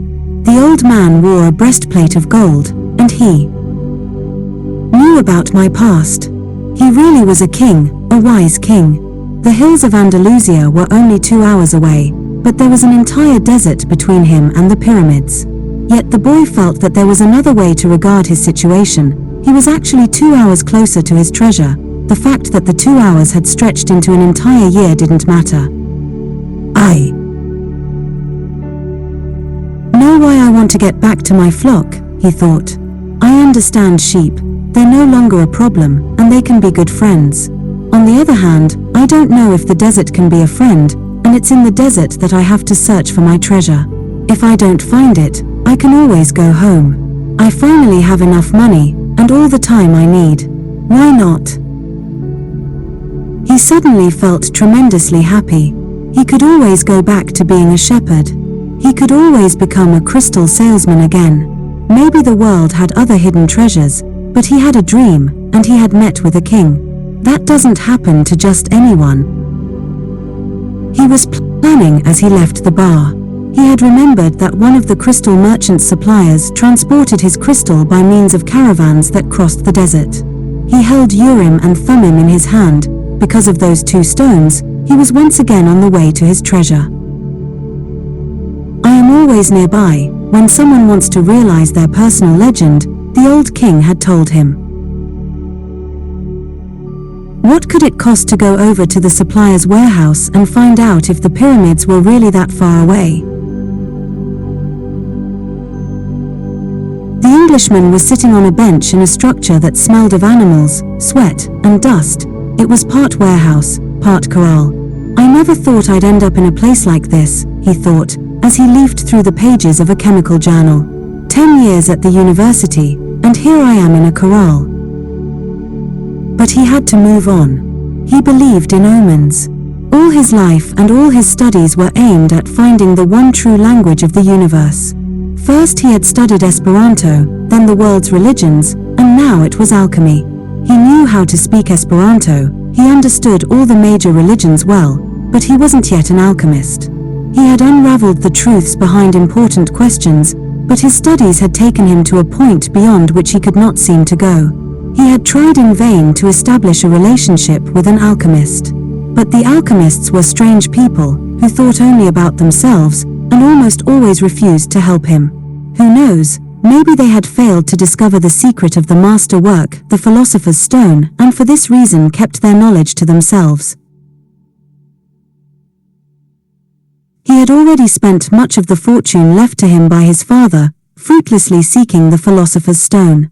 He had spent enormous amounts of time at the great libraries of the world, and had purchased all the rarest and most important volumes on alchemy. In one he had read that, many years ago, a famous Arabian alchemist had visited Europe. It was said that he was more than 200 years old, and that he had discovered the philosopher's stone and the elixir of life. The Englishman had been profoundly impressed by the story, but he would never have thought it more than just a myth, had not a friend of his, returning from an archaeological expedition in the desert, told him about an Arab that was possessed of exceptional powers. He lives at the Al-Fayyam oasis, his friend had said, and people say that he is 200 years old, and is able to transform any metal into gold. The Englishman could not contain his excitement. He cancelled all his commitments and pulled together the most important of his books, and now here he was, sitting inside a dusty, smelly warehouse. Outside, a huge caravan was being prepared for a crossing of the Sahara, and was scheduled to pass through Al-Fayyam. I'm going to find that damned alchemist, the Englishman thought. And the odor of the animals became a bit more tolerable. A young Arab, also loaded down with baggage, entered, and greeted the Englishman. "Where are you bound?" asked the young Arab. "I'm going into the desert," the man answered, turning back to his reading. He didn't want any conversation at this point. What he needed to do was review all he had learned over the years, because the alchemist would certainly put him to the test. The young Arab took out a book and began to read. The book was written in Spanish. That's good, thought the Englishman. He spoke Spanish better than Arabic, and, if this boy was going to Al-Fayyam, there would be someone to talk to when there were no other important things to do. "That's strange," said the boy, as he tried once again to read the burial scene that began the book. "I've been trying for 2 years to read this book, and I never get past these first few pages." Even without a king to provide an interruption, he was unable to concentrate. He still had some doubts about the decision he had made. But he was able to understand one thing: making a decision was only the beginning of things. When someone makes a decision, he is really diving into a strong current that will carry him to places he had never dreamed of when he first made the decision. When I decided to seek out my treasure, I never imagined that I'd wind up working in a crystal shop, he thought. And joining this caravan may have been my decision, but where it goes is going to be a mystery to me. Nearby was the Englishman, reading a book. He seemed unfriendly, and had looked irritated when the boy had entered. They might even have become friends, but the Englishman closed off the conversation. The boy closed his book. He felt that he didn't want to do anything that might make him look like the Englishman. He took Urim and Thummim from his pocket and began playing with them. The stranger shouted, "Urim and Thummim." In a flash, the boy put them back in his pocket. "They're not for sale," he said. "They're not worth much," the Englishman answered. "They're only made of rock crystal, and there are millions of rock crystals in the earth. But those who know about such things would know that those are Urim and Thummim. I didn't know that they had them in this part of the world. They were given to me as a present by a king," the boy said. The stranger didn't answer. Instead, he put his hand in his pocket and took out 2 stones that were the same as the boy's. "Did you say a king?" he asked. "I guess you don't believe that a king would talk to someone like me, a shepherd," he said, wanting to end the conversation. Not at all. It was shepherds who were the first to recognize a king that the rest of the world refused to acknowledge. So, it's not surprising that kings would talk to shepherds. And he went on, fearing that the boy wouldn't understand what he was talking about. "It's in the Bible. The same book that taught me about Urim and Thummim. These stones were the only form of divination permitted by God. The priests carried them in a golden breastplate." The boy was suddenly happy to be there at the warehouse. "Maybe this is an omen," said the Englishman, half aloud. "Who told you about omens?" The boy's interest was increasing by the moment. "Everything in life is an omen," said the Englishman, now closing the journal he was reading. "There is a universal language, understood by everybody, but already forgotten. I am in search of that universal language, among other things. That's why I'm here. I have to find a man who knows that universal language. An alchemist." The conversation was interrupted by the warehouse boss. "You're in luck, you too," the fat Arab said. "There's a caravan leaving today for Al-Fayoum." "But I'm going to Egypt," the boy said. "Al-Fayoum is in Egypt," said the Arab. "What kind of Arab are you?" "That's a good luck omen," the Englishman said, after the fat Arab had gone out. "If I could, I'd write a huge encyclopedia just about the words luck and coincidence. It's with those words that the universal language is written." He told the boy it was no coincidence that he had met him with Urim and Thummim in his hand, and he asked the boy if he, too, were in search of the alchemist. "I'm looking for a treasure," said the boy, and he immediately regretted having said it. But the Englishman appeared not to attach any importance to it.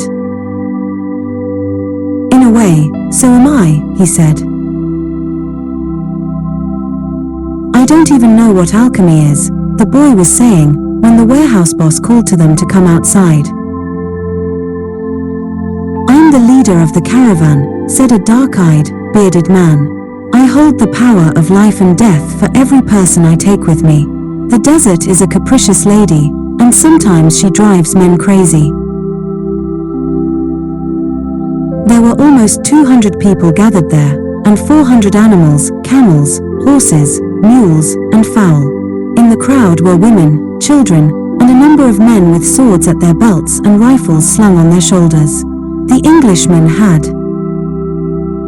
several suitcases filled with books. There was a babble of noise, and the leader had to repeat himself several times for everyone to understand what he was saying. "There are a lot of different people here, and each has his own god. But the only God I serve is Allah, and in His name I swear that I will do everything possible once again to win out over the desert. But I want each and every one of you to swear by the God you believe in that you will follow my orders no matter what. In the desert, disobedience means death. There was a murmur from the crowd. Each was swearing quietly to his or her own God. The boy swore to Jesus Christ. The Englishman said nothing, and the murmur lasted longer than a simple vow would have. The people were also praying to heaven for protection. A long note was sounded on a bugle, and everyone mounted up. The boy and the Englishman had bought camels, and climbed uncertainly onto their backs. The boy felt sorry for the Englishman's camel, loaded down as he was with the cases of books. "There's no such thing as coincidence," said the Englishman, picking up the conversation where it had been interrupted in the warehouse. "I'm here because a friend of mine heard of an Arab who..." But the caravan began to move, and it was impossible to hear what the Englishman was saying. The boy knew what he was about to describe, though, the mysterious chain that links one thing to another, the same chain that had caused him to become a shepherd, that had caused his recurring dream, that had brought him to a city near Africa, to find a king, and to be robbed in order to meet a crystal merchant, and... The closer one gets to realizing his personal legend, the more that personal legend becomes his true reason for being, thought the boy. The caravan moved toward the east. It traveled during the morning, halted when the sun was at its strongest, and resumed late in the afternoon. The boy spoke very little with the Englishman, who spent most of his time with his books. The boy observed in silence the progress of the animals and people across the desert. Now everything was quite different from how it was that day they had set out. Then, there had been confusion and shouting, the cries of children and the whinnying of animals, all mixed with the nervous orders of the guides and the merchants. But, in the desert, there was only the sound of the eternal wind, and of the hoofbeats of the animals. Even the guides spoke very little to one another. "I've crossed these sands many times," said one of the camel drivers one night. "But the desert is so huge, and the horizons so distant, that they make a person feel small, and as if he should remain silent." The boy understood intuitively what he meant, even without ever having set foot in the desert before. Whenever he saw the sea, or a fire, he fell silent, impressed by their elemental force. "I've learned things from the sheep, and I've learned things from crystal," he thought. "I can learn something from the desert, too. It seems old and wise." The wind never stopped, and the boy remembered the day he had sat at the fort in Tarifa with this same wind blowing in his face. It reminded him of the wool from his sheep who were now seeking food and water in the fields of Andalusia, as they always had. "They're not my sheep anymore," he said to himself, without nostalgia. "They must be used to their new shepherd, and have probably already forgotten me. That's good. Creatures like the sheep, that are used to traveling, know about moving on." He thought of the merchant's daughter, and was sure that she had probably married. Perhaps to a baker, or to another shepherd who could read and could tell her exciting stories. After all, he probably wasn't the only one. But he was excited at his intuitive understanding of the camel driver's comment. Maybe he was also learning the universal language that deals with the past and the present of all people. Hunches, his mother used to call them. The boy was beginning to understand that intuition is really a sudden immersion of the soul into the universal current of life, where the histories of all people are connected, and we are able to know everything, because it's all written there. "Maktub," the boy said, remembering the crystal merchant. The desert was all sand in some stretches, and rocky in others. When the caravan was blocked by a boulder, it had to go around it. If there was a large rocky area, they had to make a major detour. If the sand was too fine for the animals' hooves, they sought a way where the sand was more substantial. In some places, the ground was covered with the salt of dried-up lakes. The animals balked at such places, and the camel drivers were forced to dismount and unburden their charges. The drivers carried the freight themselves over such treacherous footing, and then reloaded the camels. If a guide were to fall ill or die, the camel drivers would draw lots and appoint a new one. But all this happened for one basic reason: no matter how many detours and adjustments it made, the caravan moved toward the same compass point. Once obstacles were overcome, it returned to its course, sighting on a star that indicated the location of the oasis. When the people saw that star shining in the morning sky, they knew they were on the right course toward water, palm trees, shelter, and other people. It was only the Englishman who was unaware of all this. He was, for the most part, immersed in reading his books. The boy, too, had his book, and he had tried to read it during the first few days of the journey. But he found it much more interesting to observe the caravan and listen to the wind. As soon as he had learned to know his camel better, and to establish a relationship with him, he threw the book away.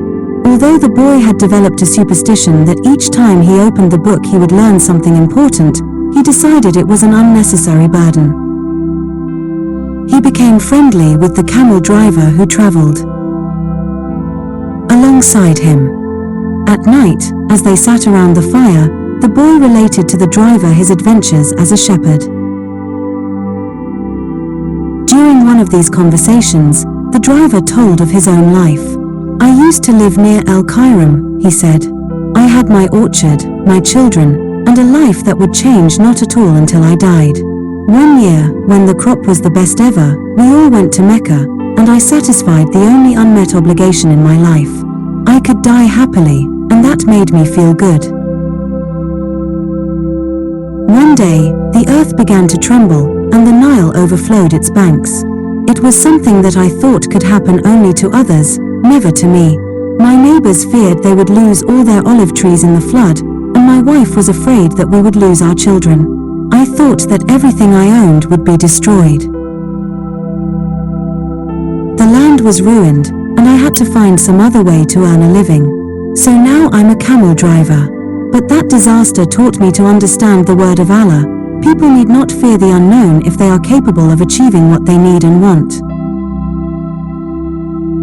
We are afraid of losing what we have, whether it's our life or our possessions and property.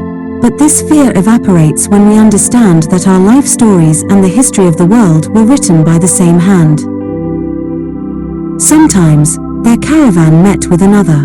One always had something that the other needed, as if everything were indeed written by one hand. As they sat around the fire, the camel drivers exchanged information about windstorms and told stories about the desert. At other times, mysterious, hooded men would appear. They were Bedouins who did surveillance along the caravan route. They provided warnings about thieves and barbarian tribes. They came in silence and departed the same way, dressed in black garments that showed only their eyes. One night, a camel driver came to the fire where the Englishman and the boy were sitting. "There are rumors of tribal wars," he told them. The three fell silent. The boy noted that there was a sense of fear in the air, even though no one said anything. Once again he was experiencing the language without words, the universal language. The Englishman asked if they were in danger. "Once you get into the desert, there's no going back," said the camel driver. "And, when you can't go back, you have to worry only about the best way of moving forward. The rest is up to Allah, including the danger." And he concluded by saying the mysterious word, "Maktub." "You should pay more attention to the caravan," the boy said to the Englishman, after the camel driver had left. "We make a lot of detours, but we're always heading for the same destination." "And you ought to read more about the world," answered the Englishman. "Books are like caravans in that respect." The immense collection of people and animals began to travel faster. The days had always been silent, but now, even the nights, when the travelers were accustomed to talking around the fires, had also become quiet. And, one day, the leader of the caravan made the decision that the fires should no longer be lighted, so as not to attract attention to the caravan. The travelers adopted the practice of arranging the animals in a circle at night, sleeping together in the center as protection against the nocturnal cold. and the leader posted armed sentinels at the fringes of the group. The Englishman was unable to sleep one night. He called to the boy, and they took a walk along the dunes surrounding the encampment. There was a full moon, and the boy told the Englishman the story of his life. The Englishman was fascinated with the part about the progress achieved at the crystal shop after the boy began working there. "That's the principle that governs all things," he said. "In alchemy, it's called the soul of the world. When you want something with all your heart, that's when you are closest to the soul of the world. It's always a positive force." He also said that this was not just a human gift, that everything on the face of the earth had a soul, whether mineral, vegetable, or animal, or even just a simple thought. Everything on earth is being continuously transformed because the earth is alive and it has a soul. We are part of that soul, so we rarely recognize that it is working for us. But in the crystal shop, you probably realized that even the glasses were collaborating in your success. The boy thought about that for a while as he looked at the moon and the bleached sands. "I have watched the caravan as it crossed the desert," he said. "The caravan and the desert speak the same language, and it's for that reason that the desert allows the crossing. It's going to test the caravans every step to see if it's in time, and, if it is, we will make it to the oasis. If either of us had joined this caravan based only on personal courage, but without understanding that language, this journey would have been much more difficult." They stood there looking at the moon. "That's the magic of omens," said the boy. "I've seen how the guides read the signs of the desert, and how the soul of the caravan speaks to the soul of the desert." The Englishman said, "I'd better pay more attention to the caravan." "And I'd better read your books," said the boy. They were strange books. They spoke about Mercury, salt, dragons, and kings, and he didn't understand any of it. But there was one idea that seemed to repeat itself throughout all the books: all things are the manifestation of one thing only. In one of the books he learned that the most important text in the literature of alchemy contained only a few lines, and had been inscribed on the surface of an emerald. "It's the emerald tablet," said the Englishman, proud that he might teach something to the boy. "Well, then, why do we need all these books?" the boy asked. "So that we can understand those few lines," the Englishman answered, without appearing really to believe what he had said.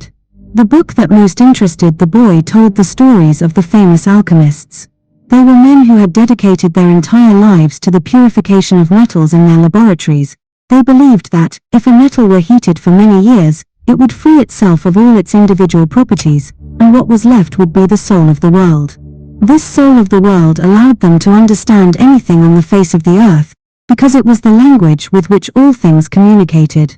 They called that discovery the master work. It was part liquid and part solid. "Can't you just observe men and omens in order to understand the language?" the boy asked. "You have a mania for simplifying everything," answered the Englishman, irritated. "Alchemy is a serious discipline. Every step has to be followed exactly as it was followed by the masters." The boy learned that the liquid part of the master work was called the elixir of life, and that it cured all illnesses. It also kept the alchemist from growing old. And the solid part was called the philosopher's stone. "It's not easy to find the philosopher's stone," said the Englishman. "The alchemists spent years in their laboratories, observing the fire that purified the metals. They spent so much time close to the fire that gradually they gave up the vanities of the world. They discovered that the purification of the metals had led to a purification of themselves." The boy thought about the crystal merchant. He had said that it was a good thing for the boy to clean the crystal pieces, so that he could free himself from negative thoughts. The boy was becoming more and more convinced that alchemy could be learned in one's daily life. "Also," said the Englishman, The philosopher's stone has a fascinating property. A small sliver of the stone can transform large quantities of metal into gold. Having heard that, the boy became even more interested in alchemy. He thought that, with some patience, he'd be able to transform everything into gold. He read the lives of the various people who had succeeded in doing so: Helvetius, Elias, Fulcanelli, and Geber. They were fascinating stories. Each of them lived out his personal legend to the end. They traveled, spoke with wise men, performed miracles for the incredulous, and owned the philosopher's stone and the elixir of life. But when the boy wanted to learn how to achieve the master work, he became completely lost. There were just drawings, coded instructions, and obscure texts. Why do they make things so complicated? He asked the Englishman one night. The boy had noticed that the Englishman was irritable and missed his books.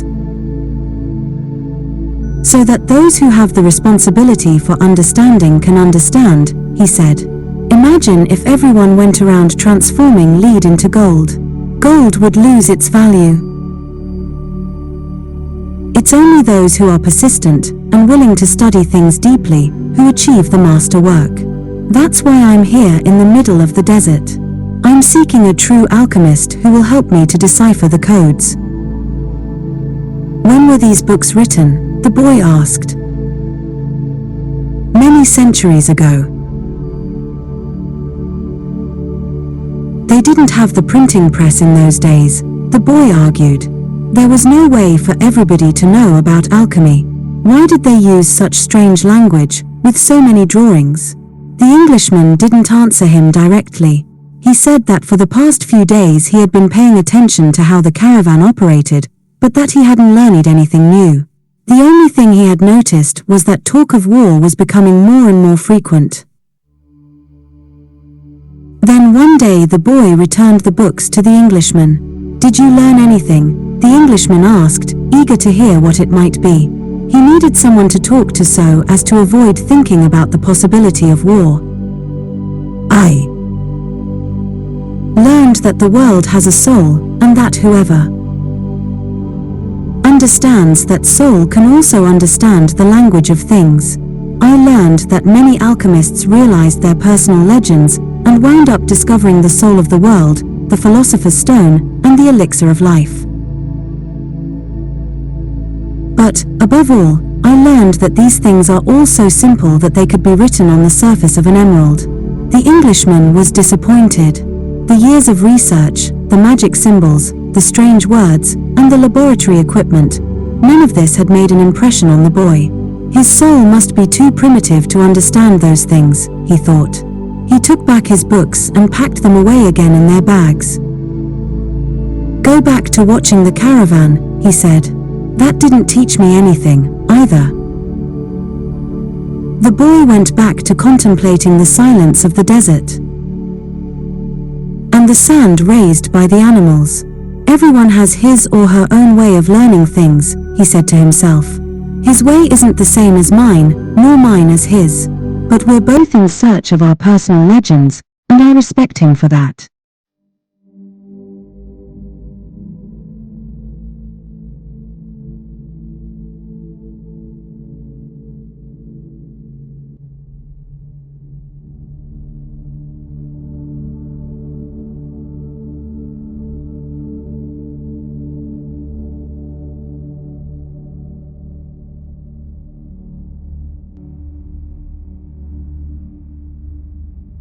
And night, hooded Bedouins reappeared more and more frequently, and the camel driver, who had become a good friend of the boys, explained that the war between the tribes had already begun. The caravan would be very lucky to reach the oasis. The animals were exhausted, and the men talked among themselves less and less. The silence was the worst aspect of the night, when the mere groan of a camel, which before had been nothing but the groan of a camel, now frightened everyone, because it might signal a raid. The camel driver, though, seemed not to be very concerned with the threat of war. I'm alive, he said to the boy, as they ate a bunch of dates one night, with no fires and no moon. When I'm eating, that's all I think about. If I'm on the march, I just concentrate on marching. If I have to fight, it will be just as good a day to die as any other. Because I don't live in either my past or my future. I'm interested only in the present. If you can concentrate always on the present, you'll be a happy man. You'll see that there is life in the desert, that there are stars in the heavens, and that tribesmen fight because they are part of the human race. Life will be a party for you, a grand festival, because life is the moment we're living right now. 2 nights later, as he was getting ready to bed down, the boy looked for the star they followed every night. He thought that the horizon was a bit lower than it had been, because he seemed to see stars on the desert itself. "It's the oasis," said the camel driver. "Well, why don't we go there right now?" the boy asked. "Because we have to sleep." The boy awoke as the sun rose. There, in front of him, where the small stars had been the night before, was an endless row of date palms, stretching across the entire desert. "We've done it," said the Englishman, who had also awakened early. But the boy was quiet. He was at home with the silence of the desert, and he was content just to look at the trees. He still had a long way to go to reach the pyramids, and someday this morning would just be a memory. But this was the present moment, the party the camel driver had mentioned, and he wanted to live it as he did the lessons of his past and his dreams of the future. Although the vision of the date palms would someday be just a memory, right now it signified shade, water, and a refuge from the war. Yesterday, the camel's groan signaled danger, and now a row of date palms could herald a miracle. The world speaks many languages, the boy thought. The times rush past, and so do the caravans, thought the alchemist. As he watched the hundreds of people and animals arriving at the oasis, people were shouting at the new arrivals, dust obscured the desert sun, and the children of the oasis were bursting with excitement at the arrival of the strangers. The alchemist saw the tribal chiefs greet the leader of the caravan and converse with him at length. But none of that mattered to the alchemist. He had already seen many people come and go, and the desert remained as it was. He had seen kings and beggars walking the desert sands. The dunes were changed constantly by the wind, yet these were the same sands he had known since he was a child. He always enjoyed seeing the happiness that the travelers experienced when, after weeks of yellow sand and blue sky, they first saw the green of the date palms. Maybe God created the desert so that man could appreciate the date trees, he thought. He decided to concentrate on more practical matters. He knew that in the caravan there was a man to whom he was to teach some of his secrets. The omens had told him so. He didn't know the man yet, but his practiced eye would recognize him when he appeared. He hoped that it would be someone as capable as his previous apprentice.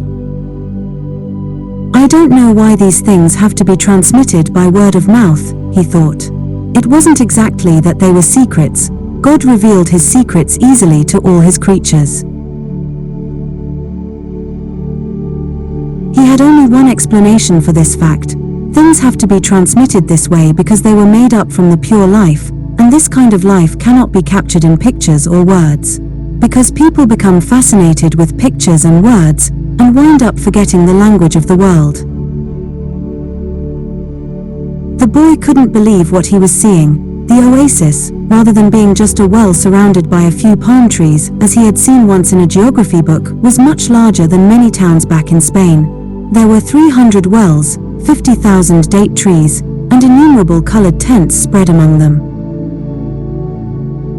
It looks like 1,001 nights, said the Englishman, impatient to meet with the alchemist.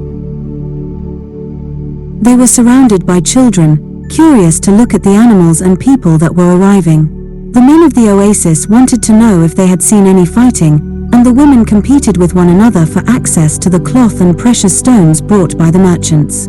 The silence of the desert was a distant dream. The travelers in the caravan were talking incessantly, laughing and shouting, as if they had emerged from the spiritual world and found themselves once again in the world of people. They were relieved and happy.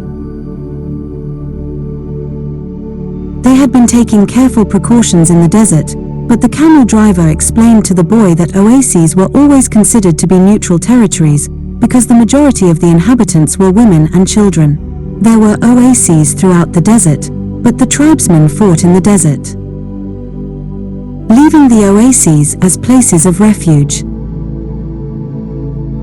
With some difficulty, the leader of the caravan brought all his people together and gave them his instructions. The group was to remain there at the oasis until the conflict between the tribes was over. Since they were visitors, they would have to share living space with those who lived there, and would be given the best accommodations. That was the law of hospitality.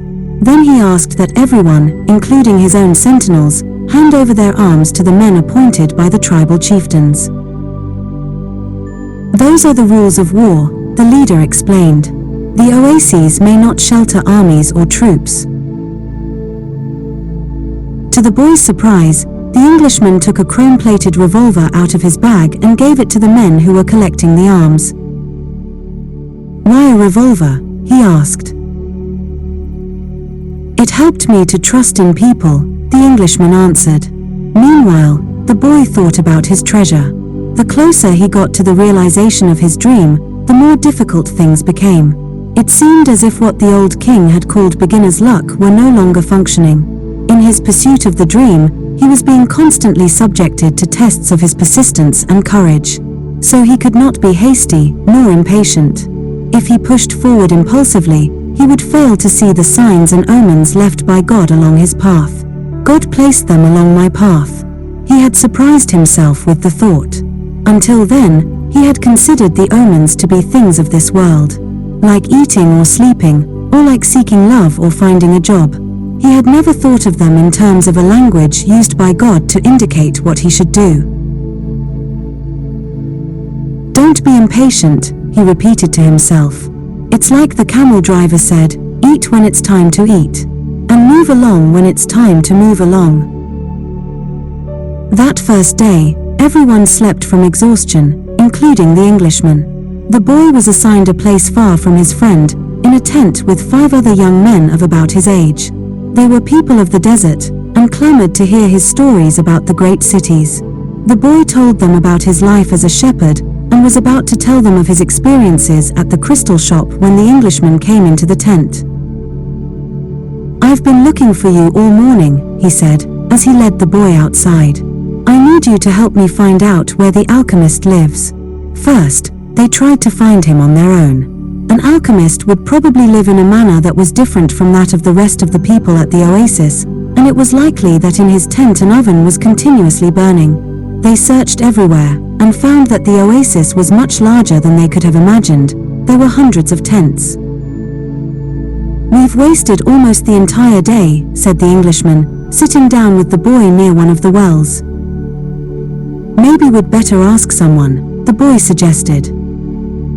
The Englishman didn't want to tell others about his reasons for being at the oasis, and couldn't make up his mind. But, finally, he agreed that the boy, who spoke better Arabic than he, should do so. The boy approached a woman who had come to the well to fill a goatskin with water. "Good afternoon. I'm trying to find out where the alchemist lives here at the oasis." The woman said she had never heard of such a person, and hurried away. But before she fled, she advised the boy that he had better not try to converse with women who were dressed in black, because they were married women. He should respect tradition. The Englishman was disappointed. It seemed he had made the long journey for nothing. The boy was also saddened. His friend was in pursuit of his personal legend. And, when someone was in such pursuit, the entire universe made an effort to help him succeed. That's what the old king had said. He couldn't have been wrong. "I had never heard of alchemists before," the boy said. "Maybe no one here has, either."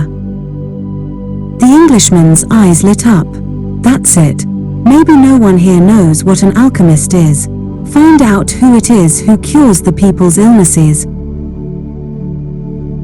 Several women dressed in black came to the well for water, but the boy would speak to none of them, despite the Englishman's insistence. Then a man approached. "Do you know someone here who cures people's illnesses?" the boy asked. "Allah cures our illnesses," said the man, clearly frightened of the strangers. "You're looking for witch doctors." He spoke some verses from the Quran and moved on. Another man appeared. He was older and was carrying a small bucket. The boy repeated his question. "Why do you want to find that sort of person?" the Arab asked. "Because my friend here has traveled for many months in order to meet with him," the boy said.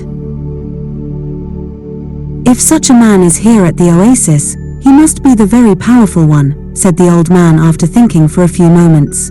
"Not even the tribal chieftains are able to see him when they want to, only when he consents. Wait for the end of the war, then leave with the caravan.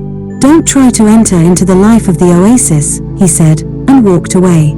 But the Englishman was exultant. They were on the right track. Finally, a young woman approached who was not dressed in black. She had a vessel on her shoulder, and her head was covered by a veil, but her face was uncovered. The boy approached her to ask about the alchemist. At that moment, it seemed to him that time stood still, and the soul of the world surged within him. When he looked into her dark eyes, and saw that her lips were poised between a laugh and silence, he learned the most important part of the language that all the world spoke, the language that everyone on earth was capable of understanding in their heart. It was love. Something older than humanity, more ancient than the desert. Something that exerted the same force whenever two pairs of eyes met, as had theirs here at the well. She smiled, and that was certainly an omen, the omen he had been awaiting, without even knowing he was, for all his life. The omen he had sought to find with his sheep and in his books, in the crystals and in the silence of the desert. It was the pure language of the world. It required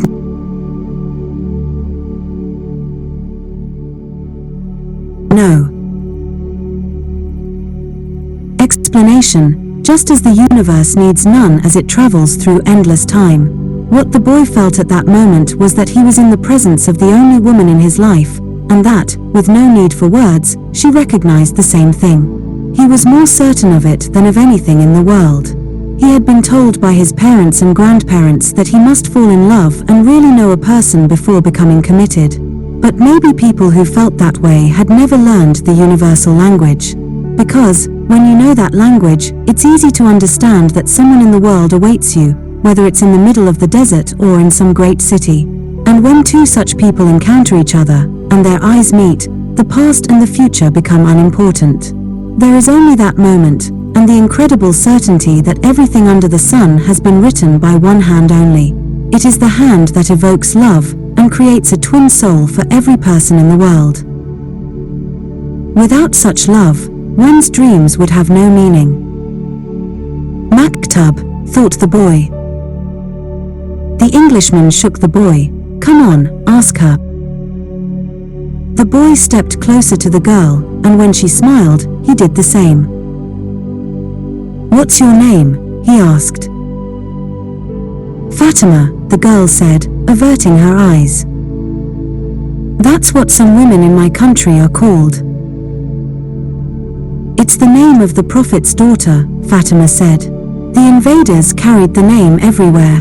The beautiful girl spoke of the invaders with pride.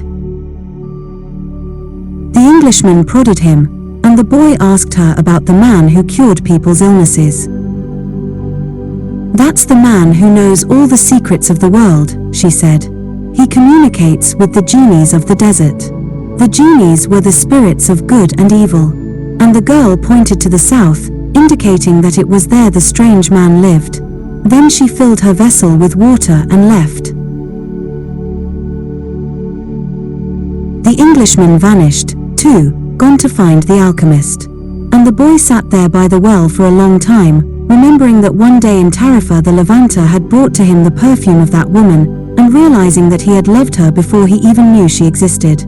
He knew that his love for her would enable him to discover every treasure in the world. The next day, the boy returned to the well, hoping to see the girl. To his surprise, the Englishman was there, looking out at the desert. "I waited all afternoon and evening," he said. "He appeared with the first stars of evening. I told him what I was seeking, and he asked me if I had ever transformed lead into gold.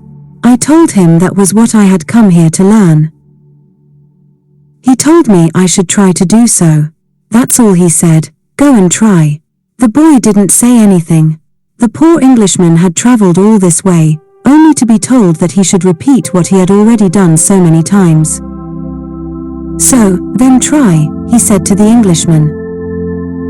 "That's what I'm going to do. I'm going to start now." As the Englishman left, Fatima arrived and filled her vessel with water. "I came to tell you just one thing," the boy said. "I want you to be my wife. I love you."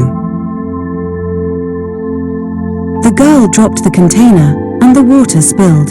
"I'm going to wait here for you every day. I have crossed the desert in search of a treasure that is somewhere near the pyramids, and for me, the war seemed a curse. But now it's a blessing, because it brought me to you." "The war is going to end someday," the girl said. The boy looked around him at the date palms. He reminded himself that he had been a shepherd, and that he could be a shepherd again. Fatima was more important than his treasure. "The tribesmen are always in search of treasure," the girl said, as if she had guessed what he was thinking. "And the women of the desert are proud of their tribesmen." She refilled her vessel and left. The boy went to the well every day to meet with Fatima. He told her about his life as a shepherd, about the king, and about the crystal shop. They became friends, and except for the 15 minutes he spent with her, each day seemed that it would never pass. When he had been at the oasis for almost a month, the leader of the caravan called a meeting of all of the people traveling with him.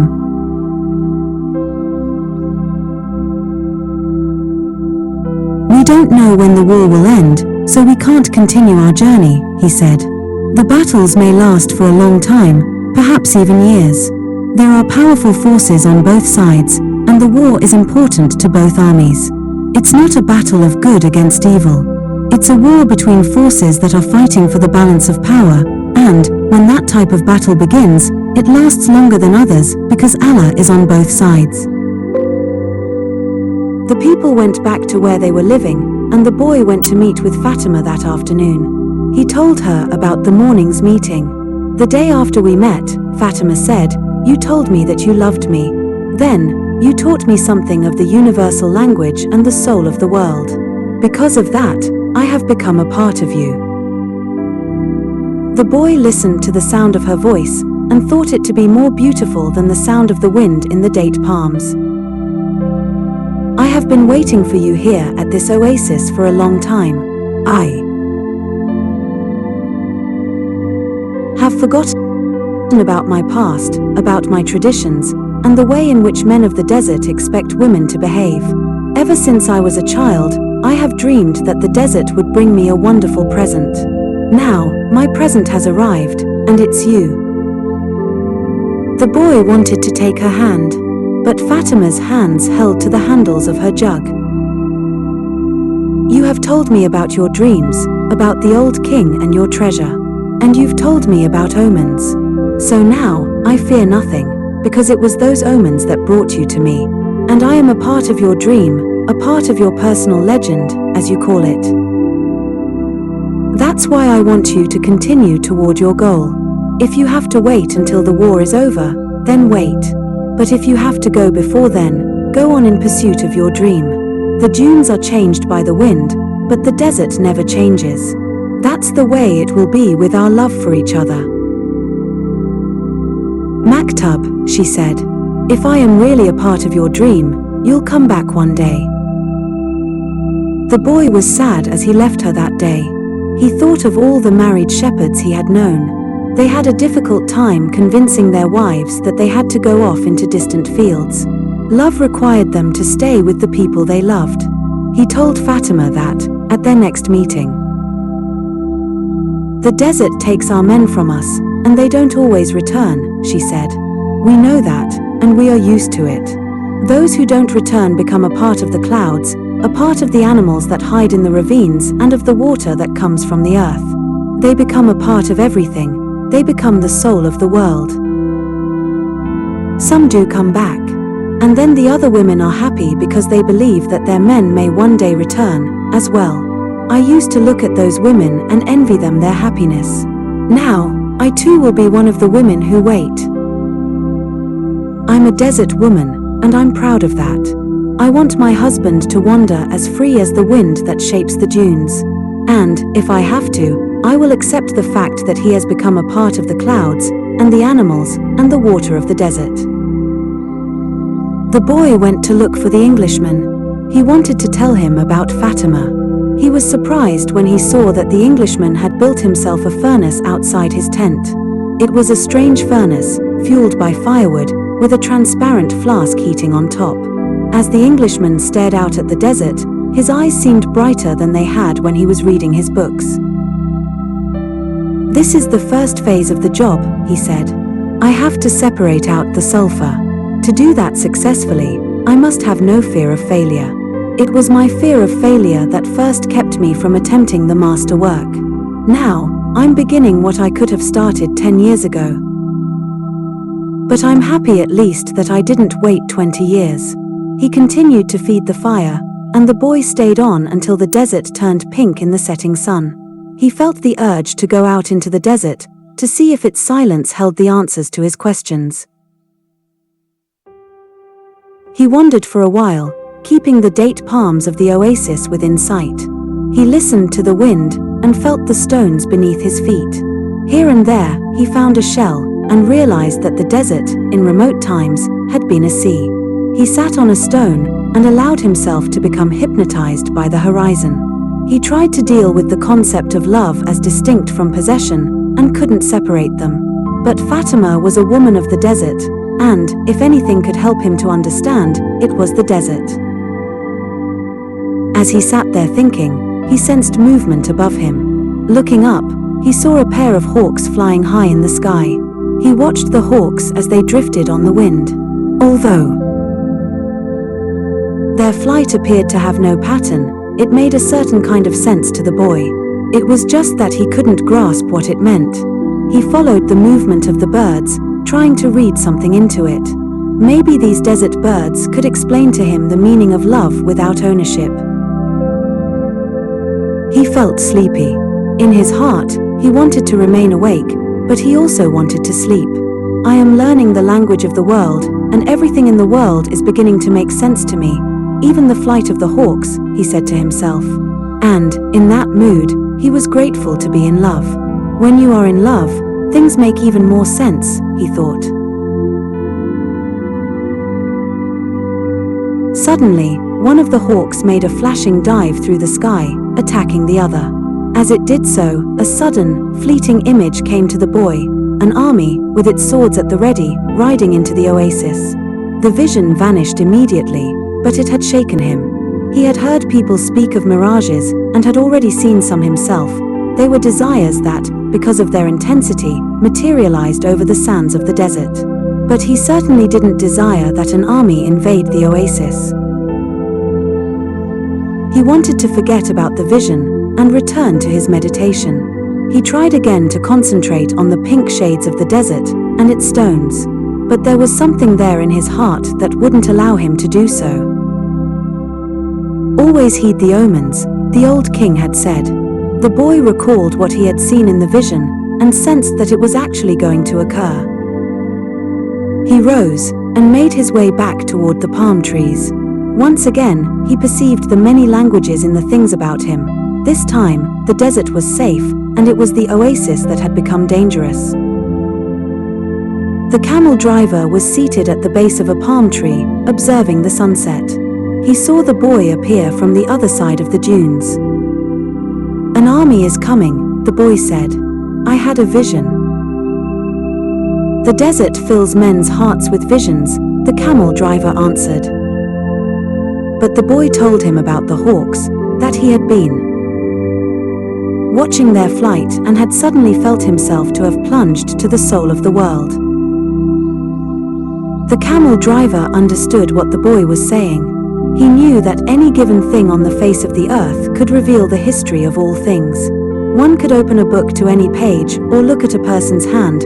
One could turn a card, or watch the flight of the birds. Whatever the thing observed, one could find a connection with his experience of the moment. Actually, it wasn't that those things, in themselves, revealed anything at all. It was just that people, looking at what was occurring around them, could find a means of penetration to the soul of the world. The desert was full of men who earned their living based on the ease with which they could penetrate to the soul of the world. They were known as seers, and they were held in fear by women and the elderly. Tribesmen were also wary of consulting them, because it would be impossible to be effective in battle if one knew that he was fated to die. The tribesmen preferred the taste of battle and the thrill of not knowing what the outcome would be. The future was already written by Allah, and what he had written was always for the good of man. So the tribesmen lived only for the present, because the present was full of surprises, and they had to be aware of many things. Where was the enemy's sword? Where was his horse? What kind of blow should one deliver next in order to remain alive? The camel driver was not a fighter, and he had consulted with seers. Many of them had been right about what they said, while some had been wrong. Then, one day, the oldest seer he had ever sought out, and the one most to be feared, had asked why. The camel driver was so interested in the future. "Well, so I can do things," he had responded. "And so I can change those things that I don't want to happen. But then they wouldn't be a part of your future," the seer had said. "Well, maybe I just want to know the future so I can prepare myself for what's coming. If good things are coming, they will be a pleasant surprise," said the seer. "If bad things are, and you know in advance, you will suffer greatly before they even occur. I want to know about the future because I'm a man," the camel driver had said to the seer. And men always live their lives based on the future. The seer was a specialist in the casting of twigs. He threw them on the ground and made interpretations based on how they fell. That day, he didn't make a cast. He wrapped the twigs in a piece of cloth and put them back in his bag. "I make my living forecasting the future for people," he said. "I know the science of the twigs, and I know how to use them to penetrate to the place where all is written. There, I can read the past, discover what has already been forgotten, and understand the omens that are here in the present. When people consult me, it's not that I'm reading the future, I am guessing at the future. The future belongs to God, and it is only He who reveals it, under extraordinary circumstances. How do I guess at the future? Based on the omens of the present. The secret is here in the present. If you pay attention to the present, you can improve upon it. And, if you improve on the present, what comes later will also be better. Forget about the future, and live each day according to the teachings, confident that God loves His children. Each day, in itself, brings with it an eternity." The camel driver had asked what the circumstances were under which God would allow him to see the future. Only when He, Himself, reveals it. And God only rarely reveals the future. When He does so, it is for only one reason. It's a future that was written so as to be altered. God had shown the boy a part of the future, the camel driver thought. Why was it that he wanted the boy to serve as his instrument? "Go and speak to the tribal chieftains," said the camel driver. "Tell them about the armies that are approaching. They'll laugh at me. They are men of the desert, and the men of the desert are used to dealing with omens. Well, then, they probably already know. They're not concerned with that right now. They believe that if they have to know about something Allah wants them to know, someone will tell them about it. It has happened many times before. But, this time, the person is you." The boy thought of Fatima, and he decided he would go to see the chiefs of the tribes. The boy approached the guard at the front of the huge white tent at the center of the oasis. "I want to see the chieftains. I've brought omens from the desert." Without responding, the guard entered the tent, where he remained for some time. When he emerged, it was with a young Arab, dressed in white and gold. The boy told the younger man what he had seen, and the man asked him to wait there. He disappeared into the tent. Night fell, and an assortment of fighting men and merchants entered and exited the tent. One by one, the campfires were extinguished, and the oasis fell as quiet as the desert. Only the lights in the great tent remained.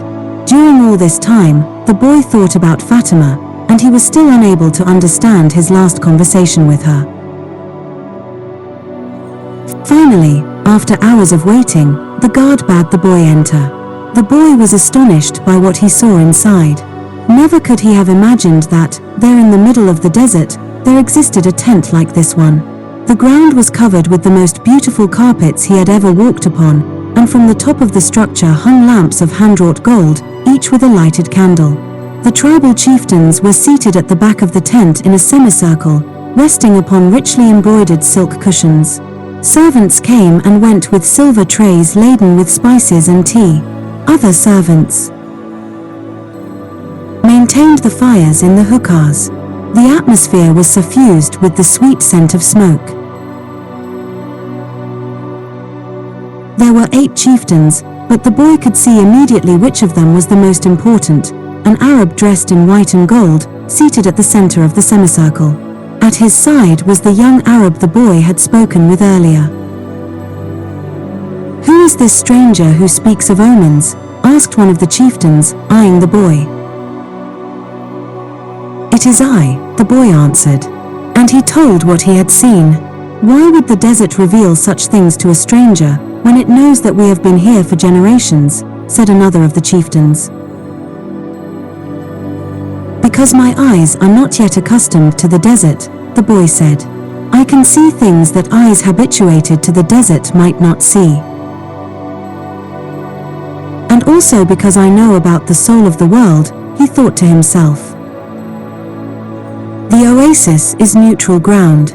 No one attacks an oasis," said a third chieftain. "I can only tell you what I saw.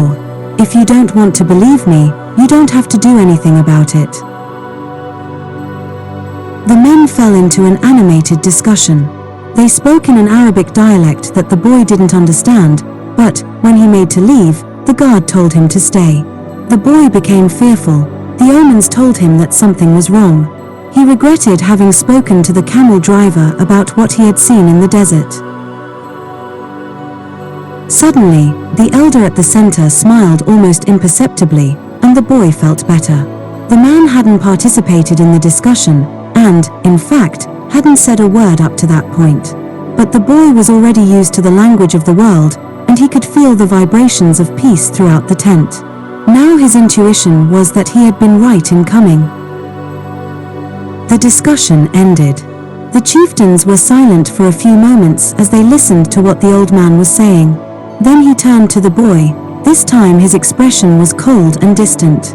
2,000 years ago, in a distant land, a man who believed in dreams was thrown into a dungeon and then sold as a slave, the old man said, now in the dialect the boy understood. Our merchants bought that man and brought him to Egypt. All of us know that whoever believes in dreams also knows how to interpret them. The elder continued, when the pharaoh dreamed of cows that were thin and cows that were fat, this man I'm speaking of rescued Egypt from famine. His name was Joseph. He, too, was a stranger in a strange land, like you, and he was probably about your age. He paused, and his eyes were still unfriendly. We always observe the tradition. The tradition saved Egypt from famine in those days, and made the Egyptians the wealthiest of peoples. The tradition teaches men how to cross the desert, and how their children should marry. The tradition says that an oasis is neutral territory, because both sides have oases, and so both are vulnerable. No one said a word as the old man continued. But the tradition also says that we should believe the messages of the desert. Everything we know was taught to us by the desert. The old man gave a signal, and everyone stood. The meeting was over. The hookahs were extinguished, and the guards stood at attention. The boy made ready to leave, but the old man spoke again. Tomorrow, we are going to break the agreement that says that no one at the oasis may carry arms. Throughout the entire day we will be on the lookout for our enemies. When the sun sets, the men will once again surrender their arms to me. For every 10 dead men among our enemies, you will receive a piece of gold. But arms cannot be drawn unless they also go into battle. Arms are as capricious as the desert, and, if they are not used, the next time they might not function.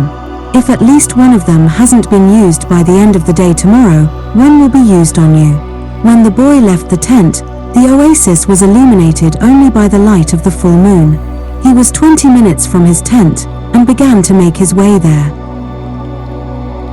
He was alarmed by what had happened. He had succeeded in reaching through to the soul of the world, and now the price for having done so might be his life. It was a frightening bet. But he had been making risky bets ever since the day he had sold his sheep to pursue his personal legend. And, as the camel driver had said, to die tomorrow was no worse than dying on any other day. Every day was there to be lived or to mark one's departure from this world. Everything depended on one word, maktub. Walking along in the silence, he had no regrets. If he died tomorrow, it would be because God was not willing to change the future. He would at least have died after having crossed the strait, after having worked in a crystal shop, and after having known the silence of the desert and Fatima's eyes. He had lived every one of his days intensely since he had left home so long ago. If he died tomorrow, he would already have seen more than other shepherds, and he was proud of that.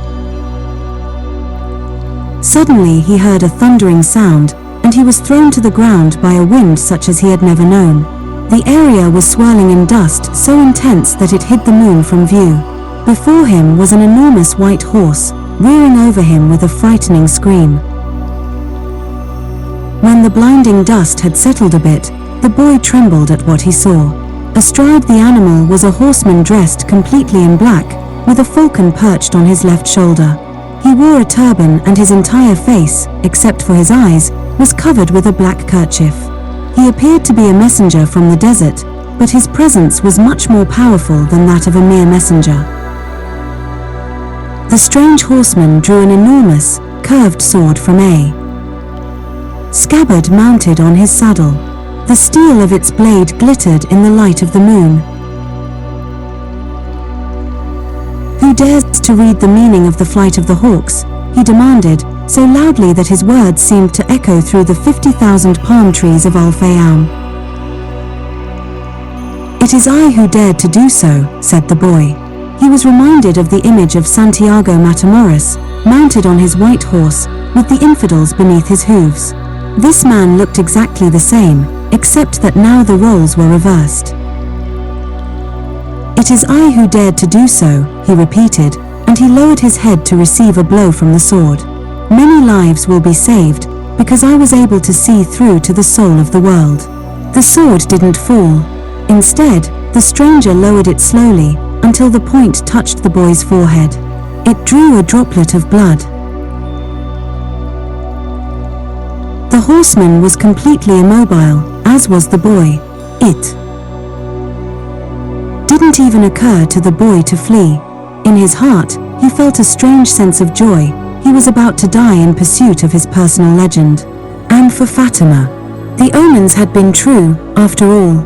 Here he was, face to face with his enemy, but there was no need to be concerned about dying. The soul of the world awaited him, and he would soon be a part of it. And, tomorrow, his enemy would also be a part of that soul. The stranger continued to hold the sword at the boy's forehead. "Why did you read the flight of the birds?" "I read only what the birds wanted to tell me. They wanted to save the oasis. Tomorrow all of you will die, because there are more men at the oasis than you have." The sword remained where it was. Who are you to change what Allah has willed? Allah created the armies, and and he also created the hawks. Allah taught me the language of the birds.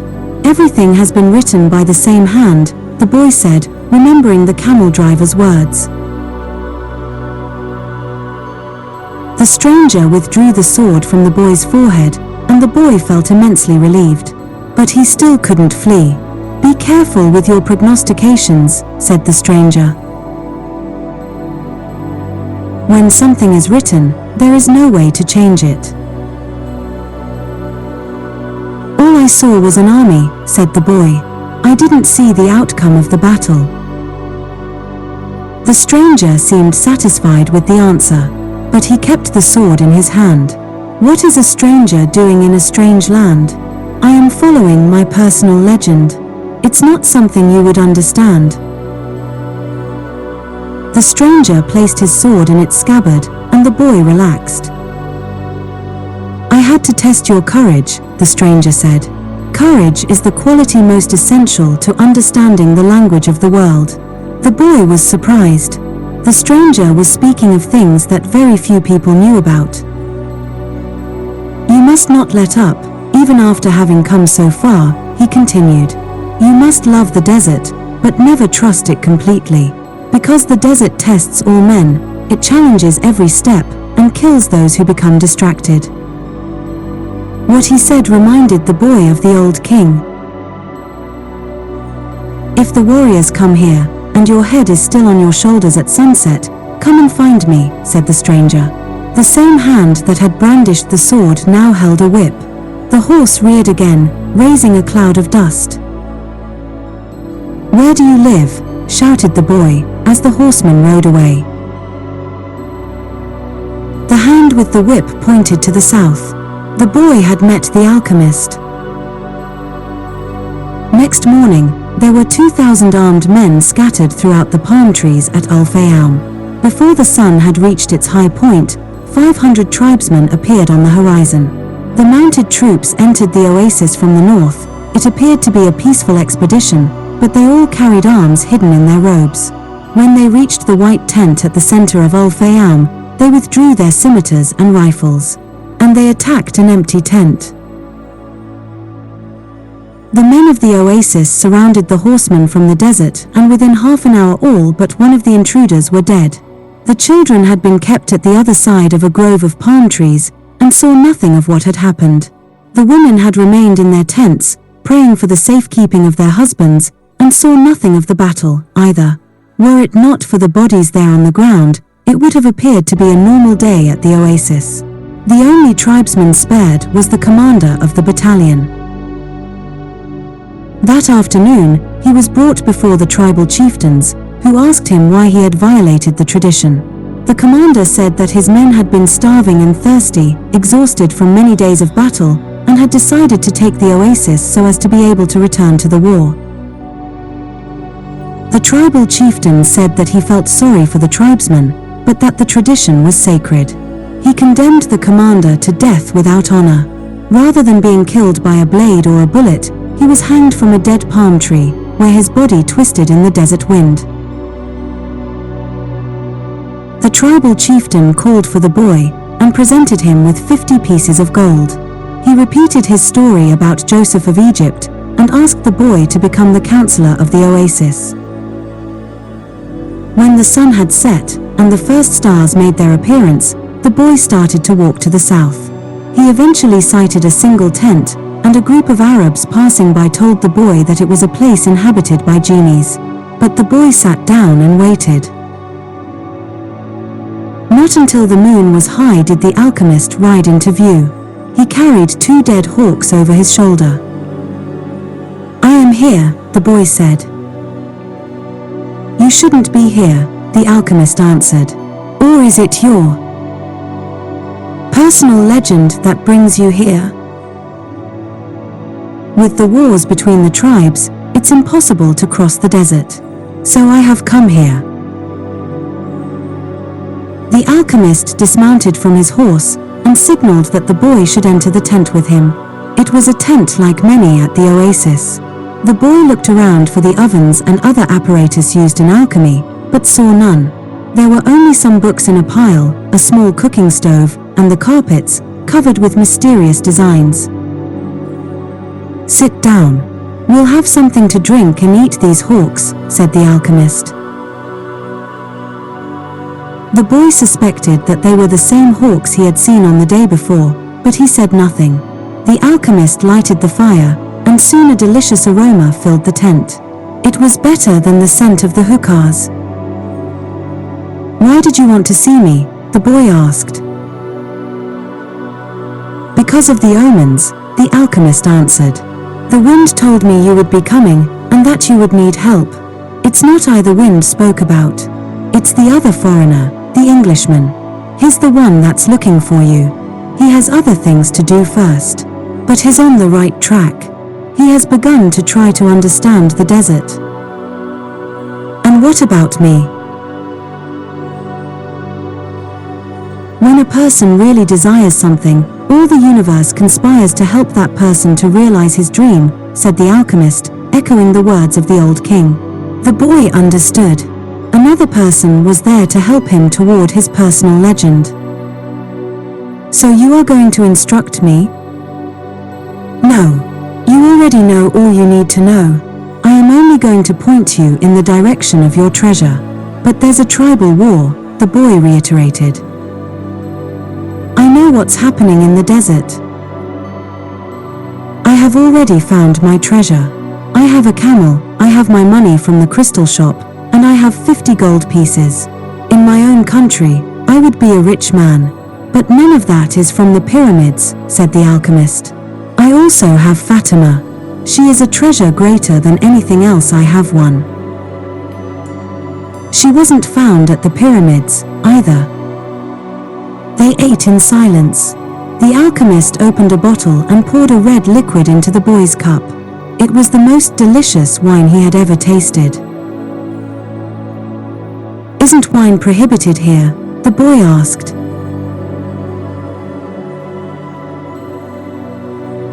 "It's not what enters men's mouths that's evil," said the alchemist. "It's what comes out of their mouths that is." The alchemist was a bit daunting, but, as the boy drank the wine, he relaxed. After they finished eating, they sat outside the tent, under a moon so brilliant that it made the stars pale. "Drink and enjoy yourself," said the alchemist, noticing that the boy was feeling happier. "Rest well tonight, as if you were a warrior. Preparing for combat. Remember that wherever your heart is, there you will find your treasure. You've got to find the treasure, so that everything you have learned along the way can make sense. Tomorrow, sell your camel and buy a horse. Camels are traitorous. They walk thousands of paces and never seem to tire. Then suddenly, they kneel and die. But horses tire bit by bit. You always know how much you can ask of them, and when it is that they are about to die." The following night, the boy appeared at the alchemist's tent with a horse. The alchemist was ready, and he mounted his own steed and placed the falcon on his left shoulder. He said to the boy, "Show me where there is life out in the desert. Only those who can see such signs of life are able to find treasure." They began to ride out over the sands, with the moon lighting their way. "I don't know if I'll be able to find life in the desert," the boy thought. "I don't know the desert that well yet."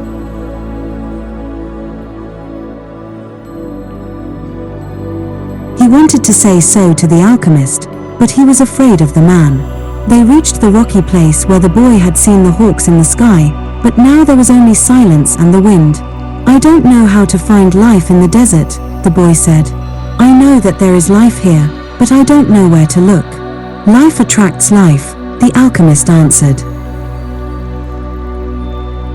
And then the boy understood. He loosened the reins on his horse, who galloped forward over the rocks and sand. The alchemist followed as the boy's horse ran for almost half an hour. They could no longer see the palms of the oasis, only the gigantic moon above them, and its silver reflections from the stones of the desert. Suddenly, for no apparent reason, the boy's horse began to slow. "There's life here," the boy said to the alchemist. "I don't know the language of the desert, but my horse knows the language of life. They dismounted, and the alchemist said nothing. Advancing slowly, they searched among the stones.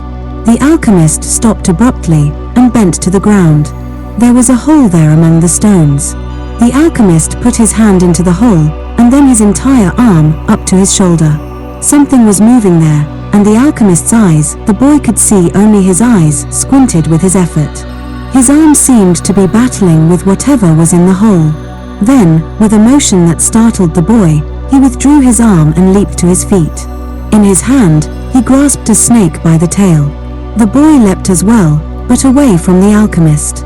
The snake fought frantically, making hissing sounds that shattered the silence of the desert. It was a cobra, whose venom could kill a person in minutes. "Watch out for his venom," the boy said. But even though the alchemist had put his hand in the hole, and had surely already been bitten, his expression was calm. The alchemist is 200 years old, the Englishman had told him. He must know how to deal with the snakes of the desert. The boy watched as his companion went to his horse and withdrew a scimitar. With its blade, he drew a circle in the sand, and then he placed the snake within it. The serpent relaxed immediately. "Not to worry," said the alchemist. "He won't leave the circle. You found life in the desert, the omen that I needed." Why was that so important? Because the pyramids are surrounded by the desert. The boy didn't want to talk about the pyramids. His heart was heavy, and he had been melancholy since the previous night. To continue his search for the treasure meant that he had to abandon Fatima.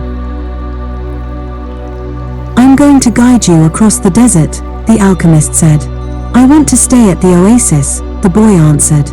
"I've found Fatima, and, as far as I'm concerned, she's worth more than treasure." "Fatima is a woman of the desert," said the alchemist. "She knows that men have to go away in order to return. And she already has her treasure. It's you. Now she expects that you will find what it is you're looking for." "Well, what if I decide to stay?" "Let me tell you what will happen. You'll be the counselor of the oasis. You have enough gold to buy many sheep and many camels. You'll marry Fatima, and you'll both be happy for a year. You'll learn to love the desert, and you'll get to know every one of the 50,000 palms. You'll watch them as they grow, demonstrating how the world is always changing. And you'll get better and better at understanding omens, because the desert is the best teacher there is. Sometime during the second year, you'll remember about the treasure. The omens will begin insistently to speak of it, and you'll try to ignore them. You'll use your knowledge for the welfare of the oasis and its inhabitants. The tribal chieftains will appreciate what you do, and your camels will bring you wealth and power. During the third year, the omens will continue to speak of your treasure and your personal legend.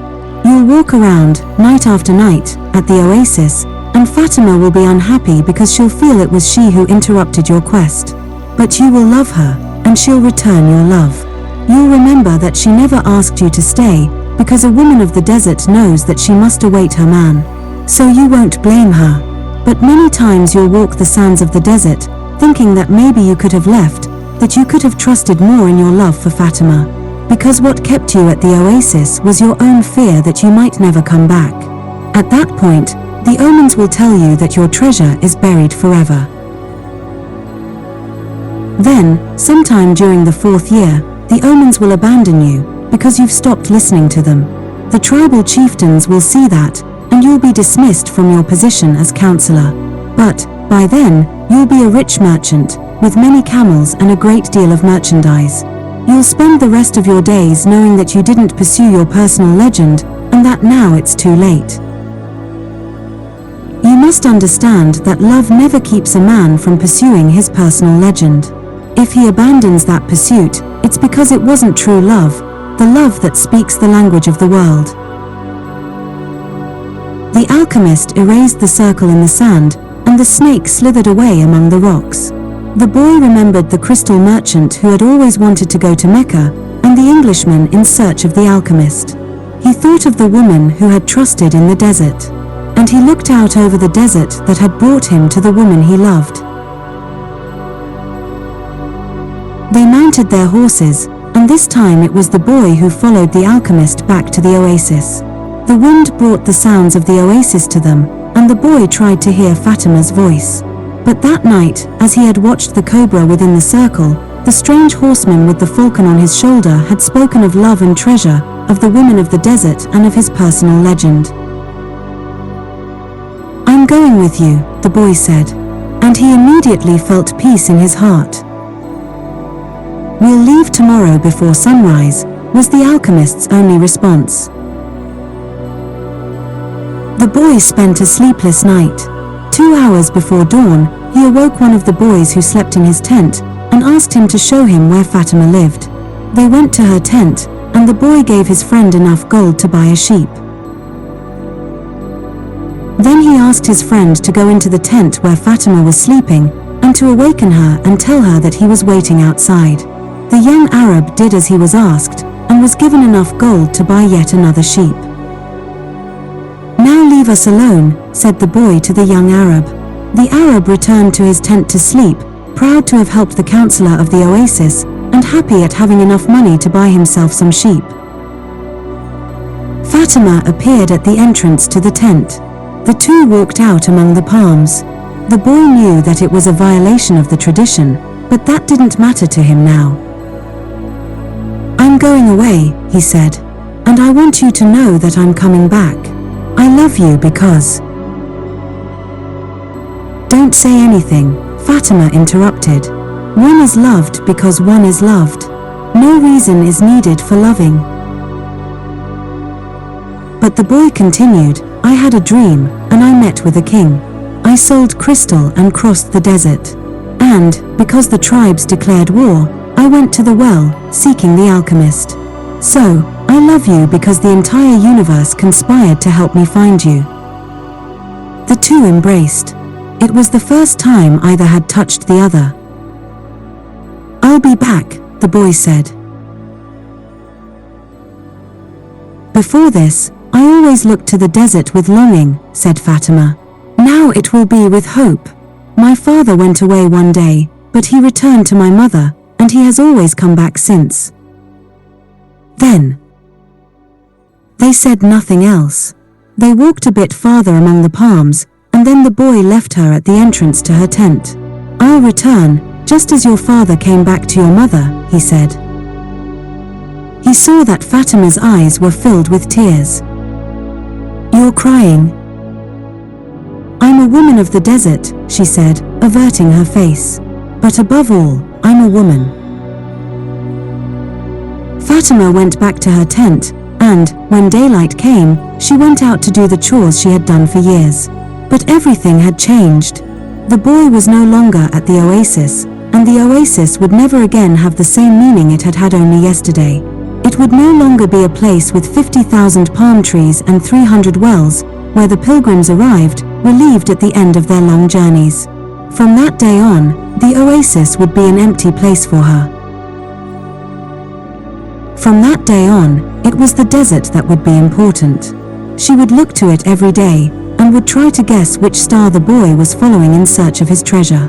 She would have to send her kisses on the wind, hoping that the wind would touch the boy's face, and would tell him that she was alive, that she was waiting for him, a woman awaiting a courageous man in search of his treasure. From that day on, the desert would represent only one thing to her, the hope for his return. "Don't think about what you've left behind," the alchemist said to the boy as they began to ride across the sands of the desert. "Everything is written in the soul of the world, and there it will stay forever." "Men dream more about coming home than about leaving," the boy said. He was already reaccustomed to the desert's silence. If what one finds is made of pure matter, it will never spoil. And one can always come back. If what you had found was only a moment of light, like the explosion of a star, you would find nothing on your return.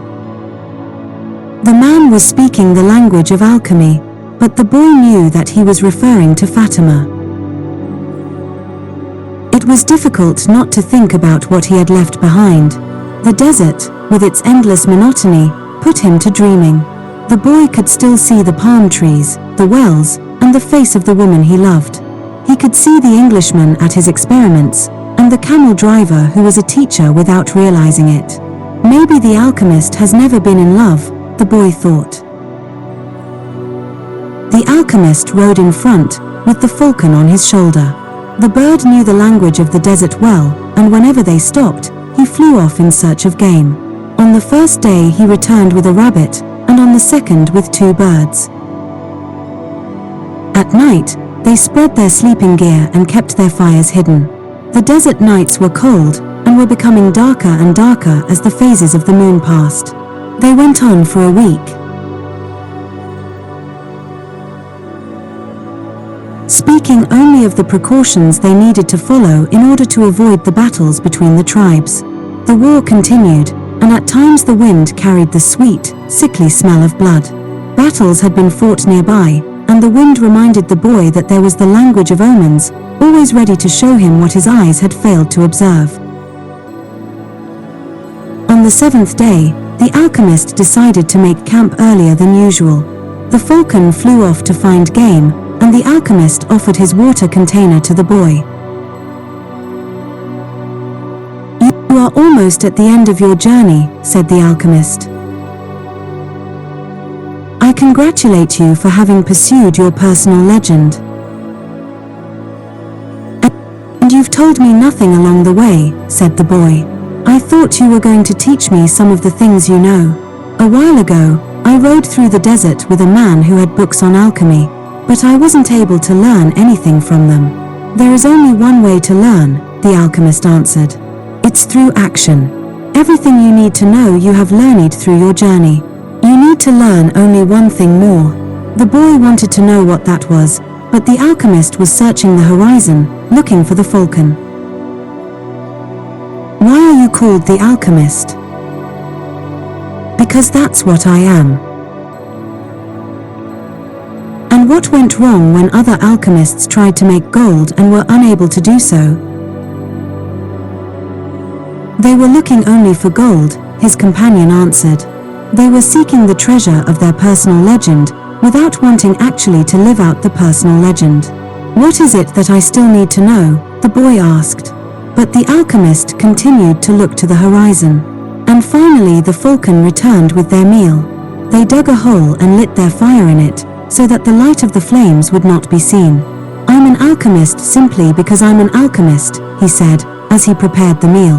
"I learned the science from my grandfather, who learned from his father, and so on, back to the creation of the world.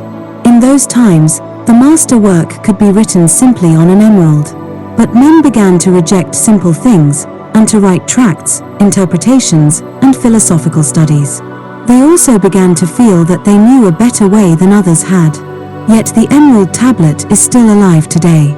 What was written on the emerald tablet? The boy wanted to know.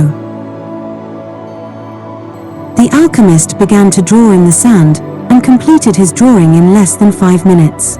As he drew, the boy thought of the old king, and the plaza where they had met that day. It seemed as if it had taken place years and years ago. "This is what was written on the emerald tablet," said the alchemist, when he had finished. The boy tried to read what was written in the sand. "It's a code," said the boy, a bit disappointed. "It looks like what I saw in the Englishman's books." "No," the alchemist answered. "It's like the flight of those 2 hawks. It can't be understood by reason alone. The emerald tablet is a direct passage to the soul of the world." The wise men understood that this natural world is only an image and a copy of paradise. The existence of this world is simply a guarantee that there exists a world that is perfect. God created the world so that, through its visible objects, men could understand his spiritual teachings and the marvels of his wisdom. That's what I mean by action. "Should I understand the emerald tablet?" the boy asked. "Perhaps, if you were in a laboratory of alchemy, this would be the right time to study the best way to understand the emerald tablet. But you are in the desert. So immerse yourself in it." The desert will give you an understanding of the world. In fact, anything on the face of the earth will do that. You don't even have to understand the desert. All you have to do is contemplate a simple grain of sand, and you will see in it all the marvels of creation. How do I immerse myself in the desert? Listen to your heart. It knows all things, because it came from the soul of the world, and it will one day return there. They crossed the desert for another 2 days in silence. The alchemist had become much more cautious, because they were approaching the area where the most violent battles were being waged. As they moved along, the boy tried to listen to his heart. It was not easy to do. In earlier times, his heart had always been ready to tell its story, but lately that wasn't true. There had been times when his heart spent hours telling of its sadness, and at other times it became so emotional over the desert sunrise that the boy had to hide his tears. His heart beat fastest when it spoke to the boy of treasure, and more slowly when the boy stared entranced at the endless horizons of the desert. But his heart was never quiet, even when the boy and the alchemist had fallen into silence. Why do we have to listen to our hearts? The boy asked, when they had made camp that day. Because, wherever your heart is, that is where you'll find your treasure. But my heart is agitated, the boy said. It has its dreams, it gets emotional, and it's become passionate over a woman of the desert. It asks things of me, and it keeps me from sleeping many nights when I'm thinking about her. Well, that's good. Your heart is alive. Keep listening to what it has to say. During the next 3 days, the two travelers passed by a number of armed tribesmen and saw others on the horizon. The boy's heart began to speak of fear. It told him stories it had heard from the soul of the world, stories of men who sought to find their treasure and never succeeded. Sometimes it frightened the boy with the idea that he might not find his treasure, or that he might die there in the desert. At other times, it told the boy that it was satisfied, it had found love and riches. My heart is a traitor, the boy said to the alchemist, when they had paused to rest the horses. It doesn't want me to go on. That makes sense, the alchemist answered. Naturally it's afraid that, in pursuing your dream, you might lose everything you've won.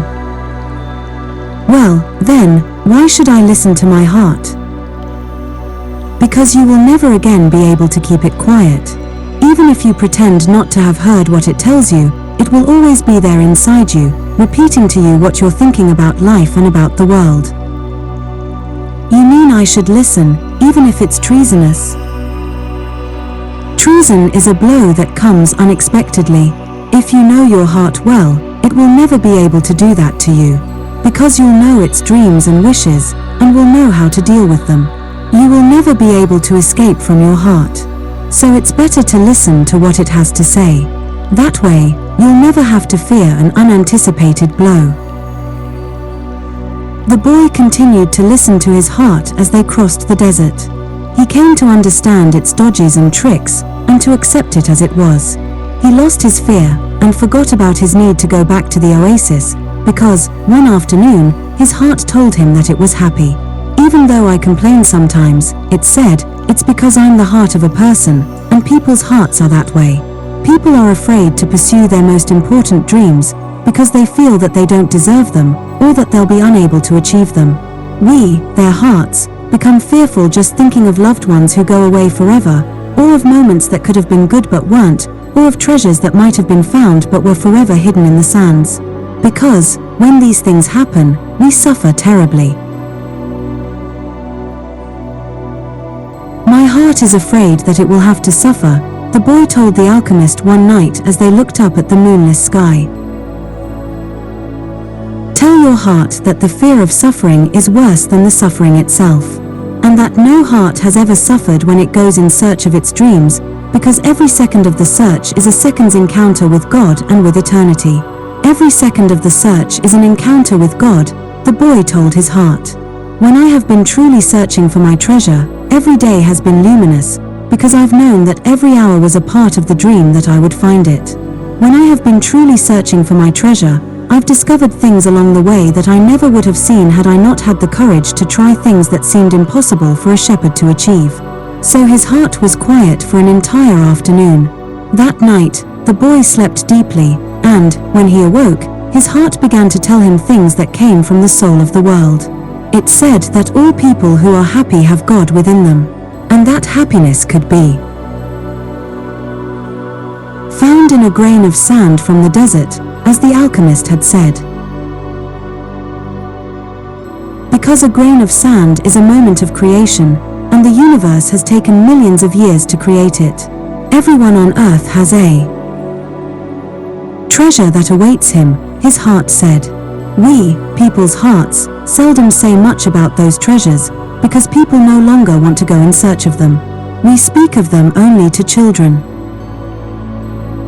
Later, we simply let life proceed, in its own direction, toward its own fate. But, unfortunately, very few follow the path laid out for them, the path to their personal legends, and to happiness. Most people see the world as a threatening place, and, because they do, the world turns out, indeed, to be a threatening place. So, we, their hearts, speak more and more softly.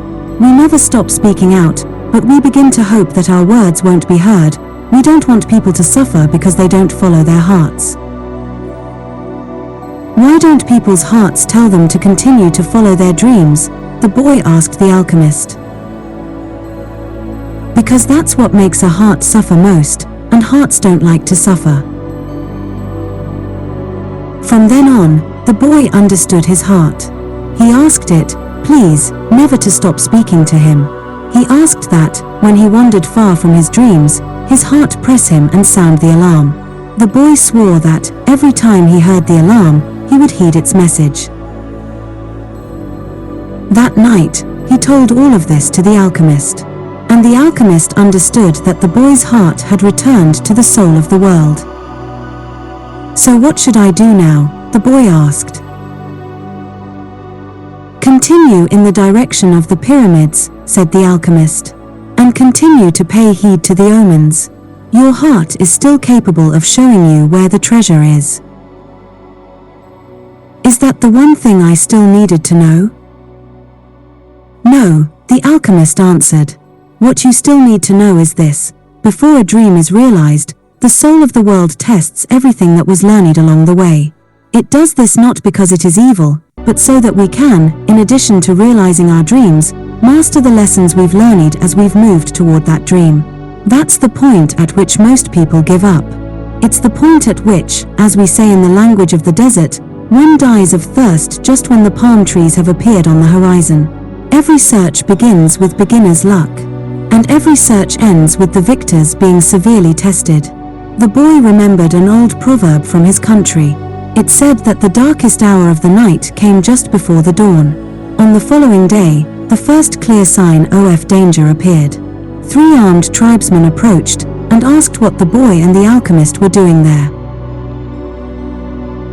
I'm hunting with my falcon, the alchemist answered.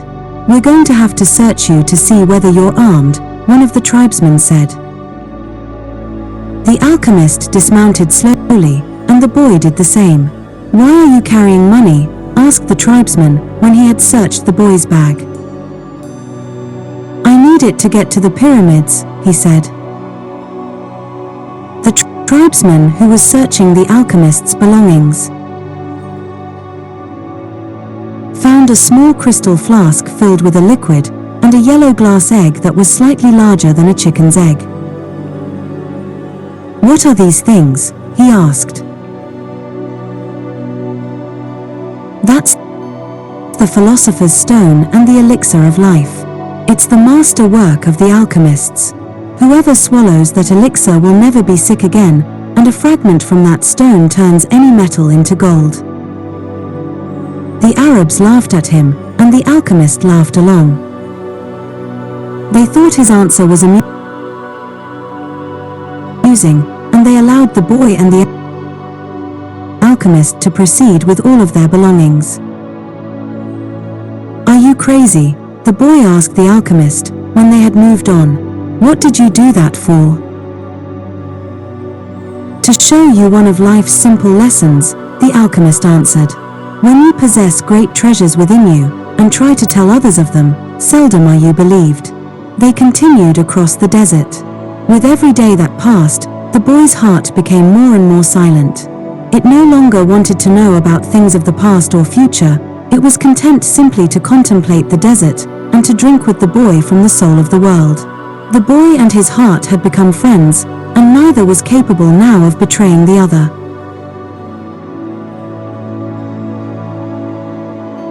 When his heart spoke to him, it was to provide a stimulus to the boy, and to give him strength, because the days of silence there in the desert were wearisome.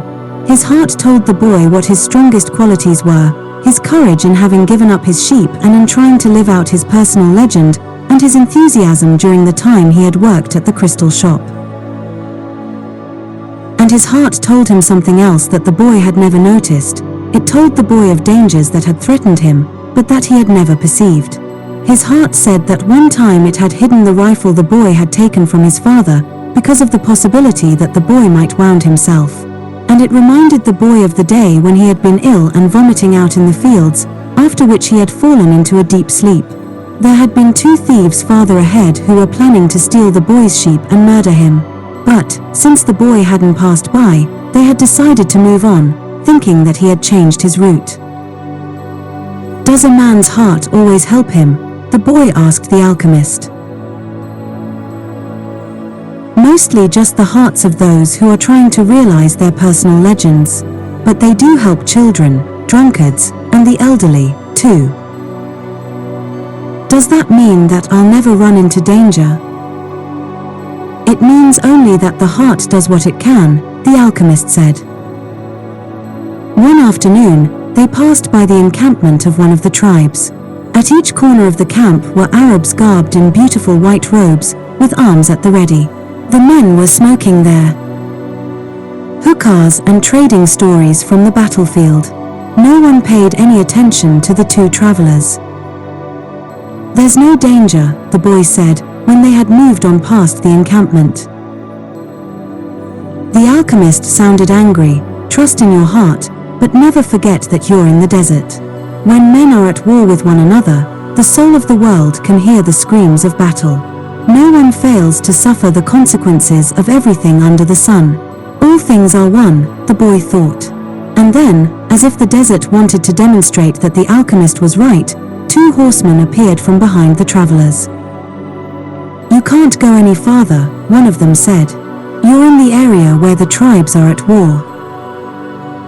I'm not going very far, the alchemist answered, looking straight into the eyes of the horseman. They were silent for a moment, and then agreed that the boy and the alchemist could move along. The boy watched the exchange with fascination. You dominated those horsemen with the way you looked at them, he said. Your eyes show the strength of your soul, answered the alchemist. That's true, the boy thought. He had noticed that, in the midst of the multitude of armed men back at the encampment, there had been one who stared fixedly at the 2. He had been so far away that his face wasn't even visible, but the boy was certain that he had been looking at them. Finally, when they had crossed the mountain range that extended along the entire horizon, the alchemist said that they were only 2 days from the pyramids. If we're going to go our separate ways soon, the boy said, then teach me about alchemy. You already know about alchemy. It is about penetrating to the soul of the world and discovering the treasure that has been reserved for you. No, that's not what I mean. I'm talking about transforming lead into gold. The alchemist fell as silent as the desert, and answered the boy only after they had stopped to eat. Everything in the universe evolved, he said. And, for wise men, gold is the metal that evolved the furthest. Don't ask me why, I don't know why. I just know that the tradition is always right. Men have never understood the words of the wise. So gold, instead of being seen as a symbol of evolution, became the basis for conflict. There are many languages spoken by things, the boy said. There was a time when, for me, a camel's whinnying was nothing more than whinnying. Then it became a signal of danger. And, Finally, it became just a whinny again. But then he stopped. The alchemist probably already knew all that. I have known true alchemists, the alchemist continued. They locked themselves in their laboratories and tried to evolve, as gold had. And they found the philosopher's stone, because they understood that when something evolves, everything around that thing evolves as well. Others stumbled upon the stone by accident. They already had the gift, and their souls were readier for such things than the souls of others. But they don't count. They're quite rare. And then there were the others, who were interested only in gold. They never found the secret. They forgot that lead, copper, and iron have their own personal legends to fulfill. And anyone who interferes with the personal legend of another thing never will discover his own. The alchemist's words echoed out like a curse. He reached over and picked up a shell from the ground. This desert was once a sea, he said. I noticed that, the boy answered. The alchemist told the boy to place the shell over his ear. He had done that many times when he was a child, and had heard the sound of the sea. The sea has lived on in this shell, because that's its personal legend. And it will never cease doing so until the desert is once again covered by water. They mounted their horses, and rode out in the direction of the pyramids of Egypt. The sun was setting when T-Boy's heart sounded a danger signal. They were surrounded by gigantic dunes, and the boy looked at the alchemist to see whether he had sensed anything. But he appeared to be unaware of any danger. 5 minutes later, the boy saw 2 horsemen waiting ahead of them.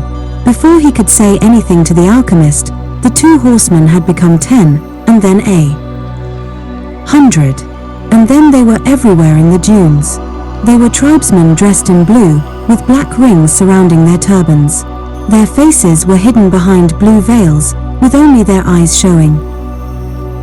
Even from a distance, their eyes conveyed the strength of their souls, and their eyes spoke of death. The 2 were taken to a nearby military camp. A soldier shoved the boy and the alchemist into a tent where the chief was holding a meeting with his staff. These are the spies, said one of the men. We're just travelers, the alchemist answered. You were seen at the enemy camp 3 days ago, and you were talking with one of the troops there. I'm just a man who wanders the desert and knows the stars, said the alchemist. I have no information about troops or about the movement of the tribes. I was simply acting as a guide for my friend here. Who is your friend? The chief asked. An alchemist, said the alchemist. He understands the forces of nature, and he wants to show you his extraordinary powers. The boy listened quietly and fearfully. What is a foreigner doing here? Asked another of the men.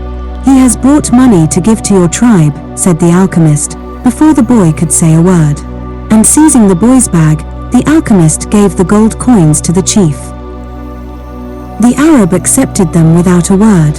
There was enough there to buy a lot of weapons. What is an alchemist? He asked, finally. It's a man who understands nature and the world.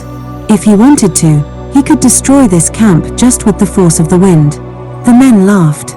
They were used to the ravages of war, and knew that the wind could not deliver them a fatal blow. Yet each felt his heart beat a bit faster. They were men of the desert, and they were fearful of sorcerers. I want to see him do it, said the chief.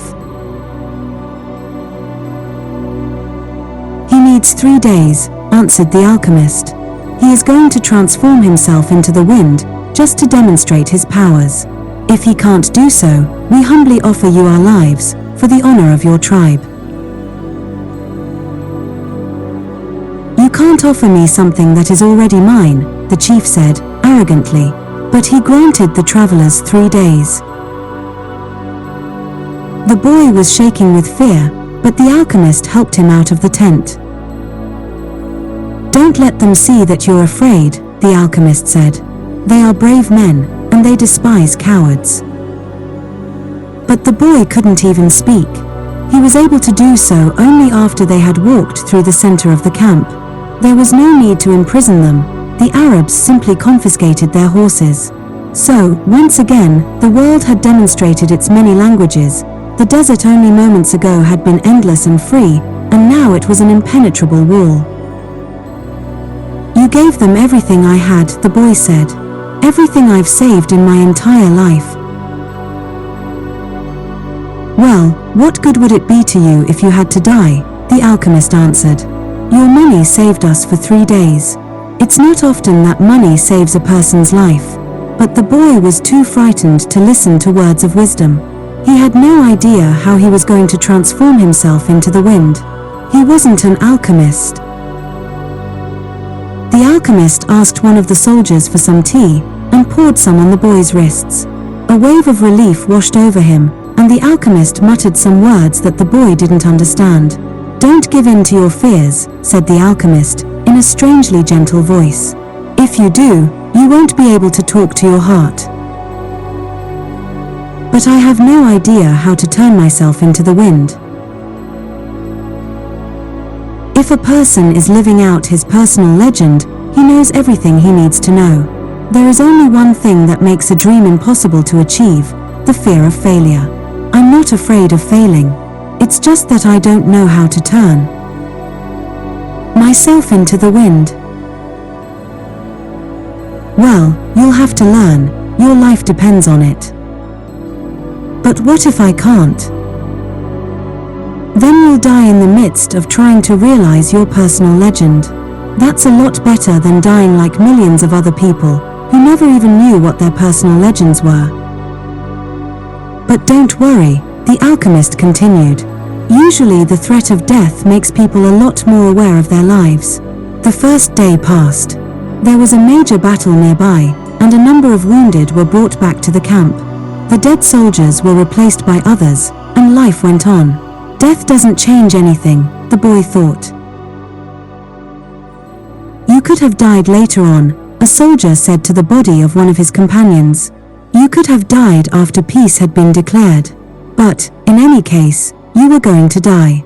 At the end of the day, the boy went looking for the alchemist, who had taken his falcon out into the desert. I still have no idea how to turn myself into the wind, the boy repeated. Remember what I told you, the world is only the visible aspect of God, and that what alchemy does is to bring spiritual perfection into contact with the material plane. What are you doing? Feeding my falcon. If I'm not able to turn myself into the wind, we're going to die, the boy said. Why feed your falcon? You're the one who may die, the alchemist said. I already know how to turn myself into the wind. On the second day, the boy climbed to the top of a cliff near the camp. The sentinels allowed him to go. They had already heard about the sorcerer who could turn himself into the wind, and they didn't want to go near him. In any case, the desert was impassable. He spent the entire afternoon of the second day looking out over the desert and listening to his heart. The boy knew the desert sensed his fear. They both spoke the same language. On the third day, the chief met with his officers. He called the alchemist to the meeting and said, "Let's go see the boy who turns himself into the wind." "Let's," the alchemist answered. The boy took them to the cliff where he had been on the previous day. He told them all to be seated. "It's going to take a while," the boy said. "We're in no hurry," the chief answered. "We are men of the desert." The boy looked out at the horizon. There were mountains in the distance, and there were dunes, rocks, and plants that insisted on living where survival seemed impossible. There was the desert that he had wandered for so many months. Despite all that time, he knew only a small part of it. Within that small part, he had found an Englishman, caravans, tribal wars, and an oasis with 50,000 palm trees and 300 wells. "What do you want here today?" the desert asked him. "Didn't you spend enough time looking at me yesterday? Somewhere you are holding the person I love, the boy said. So, when I look out over your sands, I am also looking at her. I want to return to her, and I need your help so that I can turn myself into the wind. What is love? The desert asked. Love is the falcon's flight over your sands, because for him, you are a green field, from which he always returns with game. He knows your rocks, your dunes, and your mountains, and you are generous to him. The falcon's beak carries bits of me, myself, the desert said.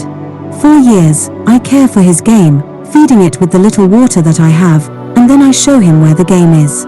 And, one day, as I enjoy the fact that his game thrives on my surface, the falcon dives out of the sky, and takes away what I've created. But that's why you created the game in the first place, the boy answered. To nourish the falcon. And the falcon then nourishes man. And, eventually, man will nourish your sands, where the game will once again flourish. That's how the world goes. So is that what love is? Yes, that's what love is. It's what makes the game become the falcon become man, and man, in his turn, the desert. It's what turns lead into gold, and makes the gold return to the earth. I don't understand what you're talking about, the desert said. But you can at least understand that somewhere in your sands there is a woman waiting for me, and that's why I have to turn myself into the wind. The desert didn't answer him for a few moments. Then it told him, I'll give you my sands to help the wind to blow, but, alone, I can't do anything. You have to ask for help from the wind. A breeze began to blow. The tribesmen watched the boy from a distance, talking among themselves in a language that the boy couldn't understand. The alchemist smiled. The wind approached the boy and touched his face. It knew of the boy's talk with the desert, because the winds know everything. They blow across the world without a birthplace, and with no place to die. Help me, the boy said. One day you carried the voice of my loved one to me. Who taught you to speak the language of the desert and the wind? My heart, the boy answered. The wind has many names. In that part of the world, it was called the Sirocco, because it brought moisture from the oceans to the east. In the distant land the boy came from, they called it the Levanta, because they believed that it brought with it the sounds of the desert and the screams of the Moorish wars. Perhaps, in the places beyond the pastures where his sheep lived, men thought that the wind came from Andalusia. But, actually, the wind came from no place at all, nor did it go to any place. That's why it was stronger than the desert. Someone might one day plant trees in the desert, and even raise sheep there, but never would they harness the wind. You can't be the wind said. We're two very different things.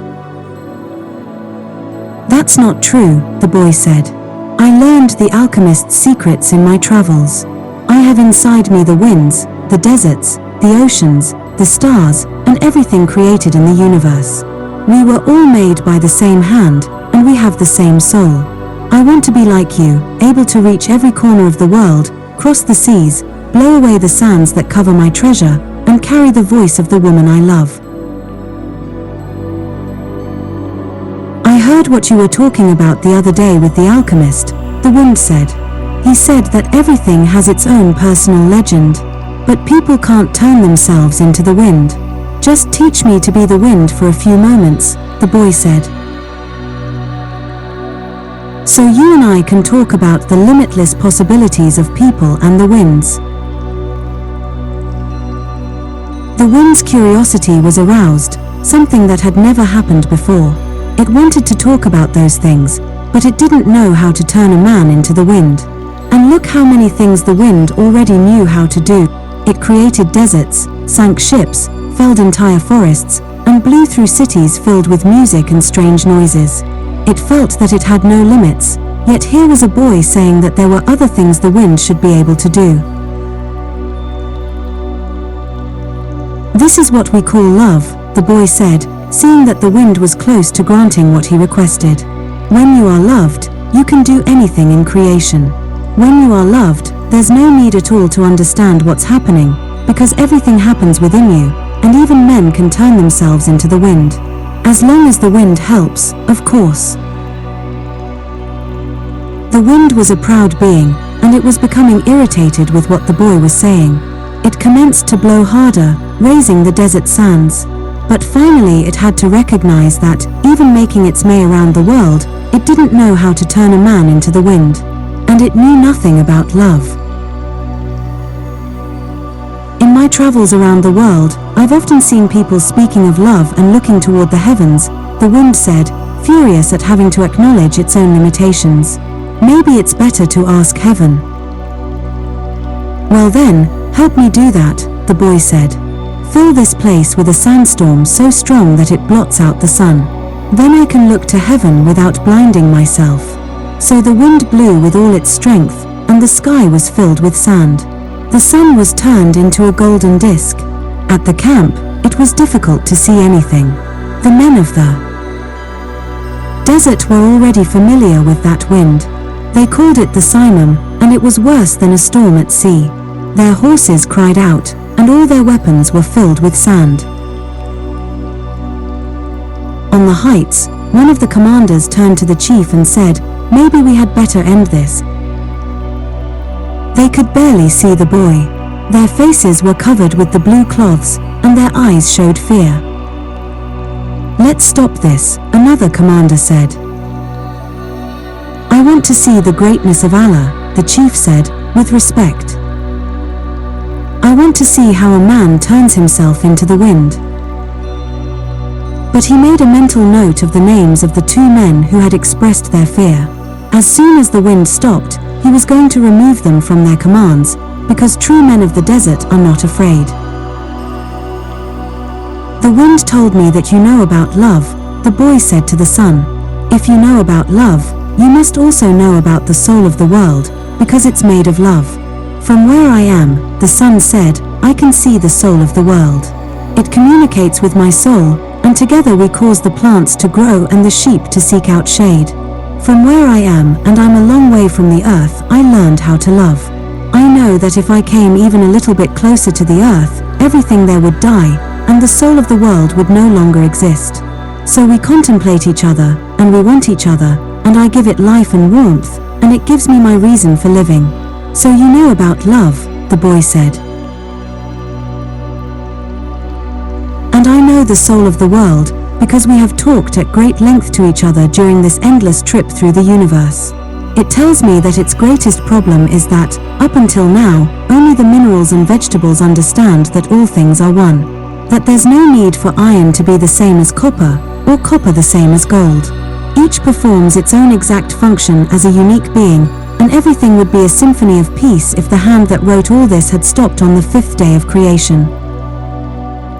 But there was a 6th day," the sun went on. "You are wise, because you observe everything from a distance," the boy said. "But you don't know about love. If there hadn't been a 6th day, man would not exist, copper would always be just copper, and lead just lead. It's true that everything has its personal legend, but one day that personal legend will be realized. So each thing has to transform itself into something better, and to acquire a new personal legend, until, someday, the soul of the world becomes one thing only." The sun thought about that, and decided to shine more brightly.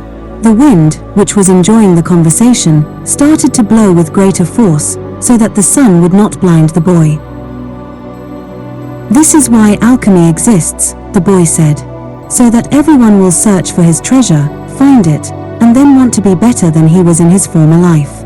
Lead will play its role until the world has no further need for lead, and then lead will have to turn itself into gold. That's what alchemists do. They show that, when we strive to become better than we are, everything around us becomes better, too." "Well, why did you say that I don't know about love?" the sun asked the boy. "Because it's not love to be static like the desert, nor is it love to roam the world like the wind. And it's not love to see everything from a distance, like you do. Love is the force that transforms and improves the soul of the world. When I first reached through to it, I thought the soul of the world was perfect. But later, I could see that it was like other aspects of creation, and had its own passions and wars. It is we who nourish the soul of the world, and the world we live in will be either better or worse, depending on whether we become better or worse. And that's where the power of love comes in. Because when we love, we always strive to become better than we are. So what do you want of me? The sun asked. I want you to help me turn myself into the wind, the boy answered. Nature knows me as the wisest being in creation, the sun said. But I don't know how to turn you into the wind. Then, whom should I ask? The sun thought for a minute. The wind was listening closely, and wanted to tell every corner of the world that the sun's wisdom had its limitations, that it was unable to deal with this boy who spoke the language of the world. Speak to the hand that wrote all, said the sun. The wind screamed with delight, and blew harder than ever. The tents were being blown from their ties to the earth, and the animals were being freed from their tethers. On the cliff, the men clutched at each other as they sought to keep from being blown away. The boy turned to the hand that wrote all. As he did so, he sensed that the universe had fallen silent, and he decided not to speak. A current of love rushed from his heart, and the boy began to pray. It was a prayer that he had never said before, because it was a prayer without words or pleas. His prayer didn't give thanks for his sheep having found new pastures, it didn't ask that the boy be able to sell more crystal, and it didn't beseech that the woman he had met continue to await his return. In the silence, the boy understood that the desert, the wind, and the sun were also trying to understand the signs written by the hand, and were seeking to follow their paths, and to understand what had been written on a single emerald. He saw that omens were scattered throughout the earth and in space, and that there was no reason or significance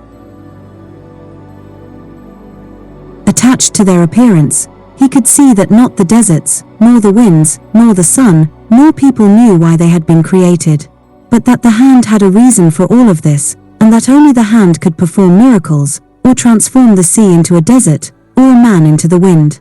Because only the hand understood that it was a larger design that had moved the universe to the point at which 6 days of creation had evolved into a master work. The boy reached through to the soul of the world, and saw that it was a part of the soul of God. And he saw that the soul of God was his own soul, and that he, a boy, could perform miracles. The simum blew that day as it had never blown before. 4 generations thereafter, the Arabs recounted the legend of a boy who had turned himself into the wind, almost destroying a military camp, in defiance of the most powerful chief in the desert. When the simum ceased to blow, everyone looked to the place where the boy had been. But he was no longer there. He was standing next to a sand-covered sentinel, on the far side of the camp. The men were terrified at his sorcery, but there were 2 people who were smiling: the alchemist, because he had found his perfect disciple, and the chief, because that disciple had understood the glory of God. The following day, the general bade the boy and the alchemist farewell, and provided them with an escort party to accompany them as far as they chose. They rode for the entire day. Toward the end of the afternoon, they came upon a Coptic monastery. The alchemist dismounted, and told the escorts they could return to the camp. From here on, you will be alone, the alchemist said. You are only 3 hours from the pyramids.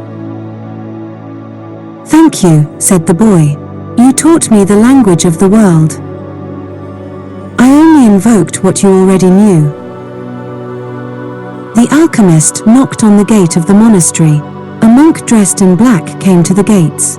They spoke for a few minutes in the Coptic tongue, and the alchemist bade the boy enter.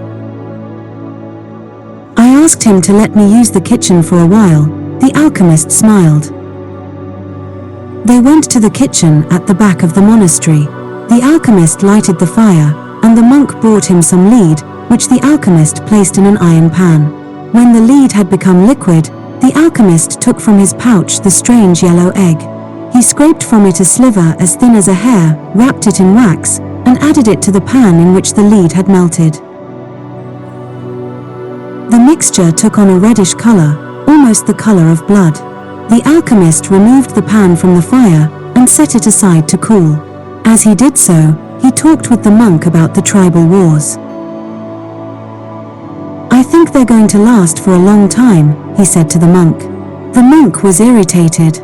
The caravans had been stopped at Giza for some time, waiting for the wars to end. "But God's will be done," the monk said. "Exactly," answered the alchemist. When the pan had cooled, the monk and the boy looked at it, dazzled. The lead had dried into the shape of the pan, but it was no longer lead. It was gold. "Will I learn to do that someday?" the boy asked. "This was my personal legend, not yours," the alchemist answered. "But I wanted to show you that it was possible." They returned to the gates of the monastery. There, the alchemist separated the disc into 4 parts. "This is for you," he said, holding one of the parts out to the monk. "It's for your generosity to the pilgrims." "But this payment goes well beyond my generosity," the monk responded. "Don't say that again. Life might be listening and give you less the next time." The alchemist turned to the boy. "This is for you, to make up for what you gave to the general." The boy was about to say that it was much more than he had given the general, but he kept quiet because he had heard what the alchemist said to the monk. "And this is for me," said the alchemist, keeping one of the parts. "Because I have to return to the desert, where there are tribal wars." He took the 4th part and handed it to the monk. "This is for the boy, if he ever needs it." "But I'm going in search of my treasure," the boy said. "I'm very close to it now." "And I'm certain you'll find it," the alchemist said. "Then why this?" "Because you have already lost your savings twice. Once to the thief, and once to the general. I'm an old, superstitious Arab, and I believe in our proverbs. There's one that says, everything that happens once can never happen again. But everything that happens twice will surely happen a 3rd time." They mounted their horses. "I want to tell you a story about dreams," said the alchemist. The boy brought his horse closer. In ancient Rome, at the time of Emperor Tiberius, there lived a good man who had 2 sons. One was in the military and had been sent to the most distant regions of the empire. The other son was a poet and delighted all of Rome with his beautiful verses. One night, the father had a dream. An angel appeared to him and told him that the words of one of his sons would be learned and repeated throughout the world for all generations to come. The father woke from his dream grateful and crying, because life was generous and had revealed to him something any father would be proud to know. Shortly thereafter, the father died as he tried to save a child who was about to be crushed by the wheels of a chariot. Since he had lived his entire life in a manner that was correct and fair, he went directly to heaven, where he met the angel that had appeared in his dream. "You were always a good man," the angel said to him. "You lived your life in a loving way, and died with dignity. I can now grant you any wish you desire." "Life was good to me," the man said, "when you appeared in my dream. I felt that all my efforts had been rewarded, because my son's poems will be read by men for generations to come. I don't want anything for myself. But any father would be proud of the fame achieved by one whom he had cared for as a child, and educated as he grew up. Sometime in the distant future, I would like to see my son's words." The angel touched the man's shoulder, and they were both projected far into the future. They were in an immense setting, surrounded by thousands of people speaking a strange language. The man wept with happiness. "I knew that my son's poems were immortal," he said to the angel through his tears. "Can you please tell me which of my son's poems these people are repeating?" The angel came closer to the man, and, with tenderness, led him to a bench nearby, where they sat down. The verses of your son, who was the poet, were very popular in Rome, the angel said. Everyone loved them and enjoyed them. But when the reign of Tiberius ended, his poems were forgotten. The words you're hearing now are those of your son in the military. The man looked at the angel in surprise. Your son went to serve at a distant place and became a centurion. He was just and good. One afternoon, one of his servants fell ill, and it appeared that he would die. Your son had heard of a rabbi who was able to cure illnesses, and he rode out for days and days in search of this man. Along the way, he learned that the man he was seeking was the Son of God. He met others who had been cured by him, and they instructed your son in the man's teachings. And so, despite the fact that he was a Roman centurion, he converted to their faith. Shortly thereafter, he reached the place where the man he was looking for was visiting. He told the man that one of his servants was gravely ill, and the rabbi made ready to go to his house with him. But the centurion was a man of faith, and, looking into the eyes of the rabbi, he knew that he was surely in the presence of the Son of God. And this is what your son said, the angel told the man. These are the words he said to the rabbi at that point, and they have never been forgotten. My Lord, I am not worthy that you should come under my roof. But only speak a word and my servant will be healed.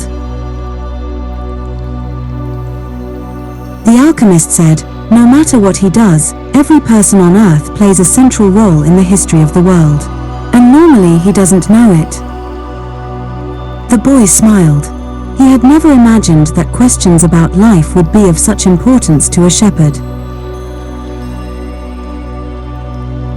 Goodbye, the alchemist said. Goodbye, said the boy.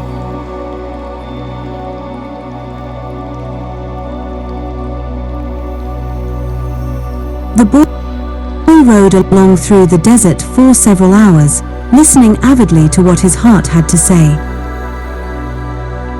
It was his heart that would tell him where his treasure was hidden. Where your treasure is, there also will be your heart, the alchemist had told him. But his heart was speaking of other things. With pride, it told the story of a shepherd who had left his flock to follow a dream he had on 2 different occasions. It told of personal legend, and of the many men who had wandered in search of distant lands or beautiful women, confronting the people of their times with their preconceived notions. It spoke of journeys, discoveries, books, and change. As he was about to climb yet another dune, his heart whispered, be aware of the place where you are brought to tears. That's where I am, and that's where your treasure is. The boy climbed the dune slowly. A full moon rose again in the starry sky. It had been a month since he had set forth from the oasis. The moonlight cast shadows through the dunes, creating the appearance of a rolling sea. It reminded the boy of the day when that horse had reared in the desert, and he had come to know the alchemist. And the moon fell on the desert's silence, and on a man's journey in search of treasure. When he reached the top of the dune, his heart leapt. There, illuminated by the light of the moon and the brightness of the desert, stood the solemn and majestic pyramids of Egypt. The boy fell to his knees and wept. He thanked God for making him believe in his personal legend, and for leading him to meet a king, a merchant, an Englishman, and an alchemist. And above all for his having met a woman of the desert who had told him that love would never keep a man from his personal legend. If he wanted to, he could now return to the oasis, go back to Fatima, and live his life as a simple shepherd. After all, the alchemist continued to live in the desert, even though he understood the language of the world, and knew how to transform lead into gold. He didn't need to demonstrate his science and art to anyone. The boy told himself that, on the way toward realizing his own personal legend, he had learned all he needed to know, and had experienced everything he might have dreamed of.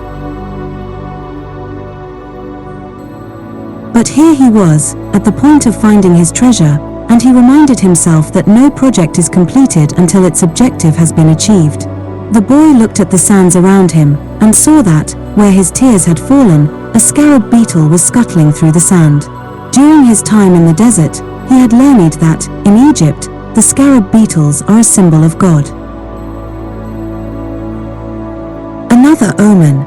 The boy began to dig into the dune.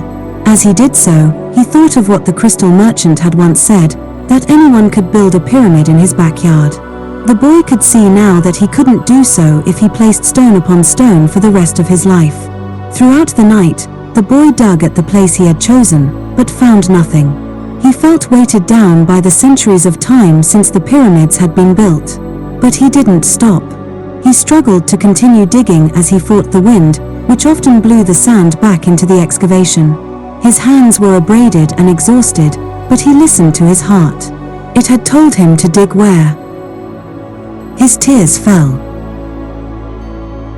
As he was attempting to pull out the rocks he encountered, he heard footsteps. Several figures approached him. Their backs were to the moonlight, and the boy could see neither their eyes nor their faces. "What are you doing here?" one of the figures demanded. Because he was terrified, the boy didn't answer. He had found where his treasure was, and was frightened at what might happen. "We're refugees from the tribal wars, and we need money," the other figure said. "What are you hiding there?" "I'm not hiding anything," the boy answered. But one of them seized the boy and yanked him back out of the hole. Another, who was searching the boy's bags, found the piece of gold. "There's gold here," he said.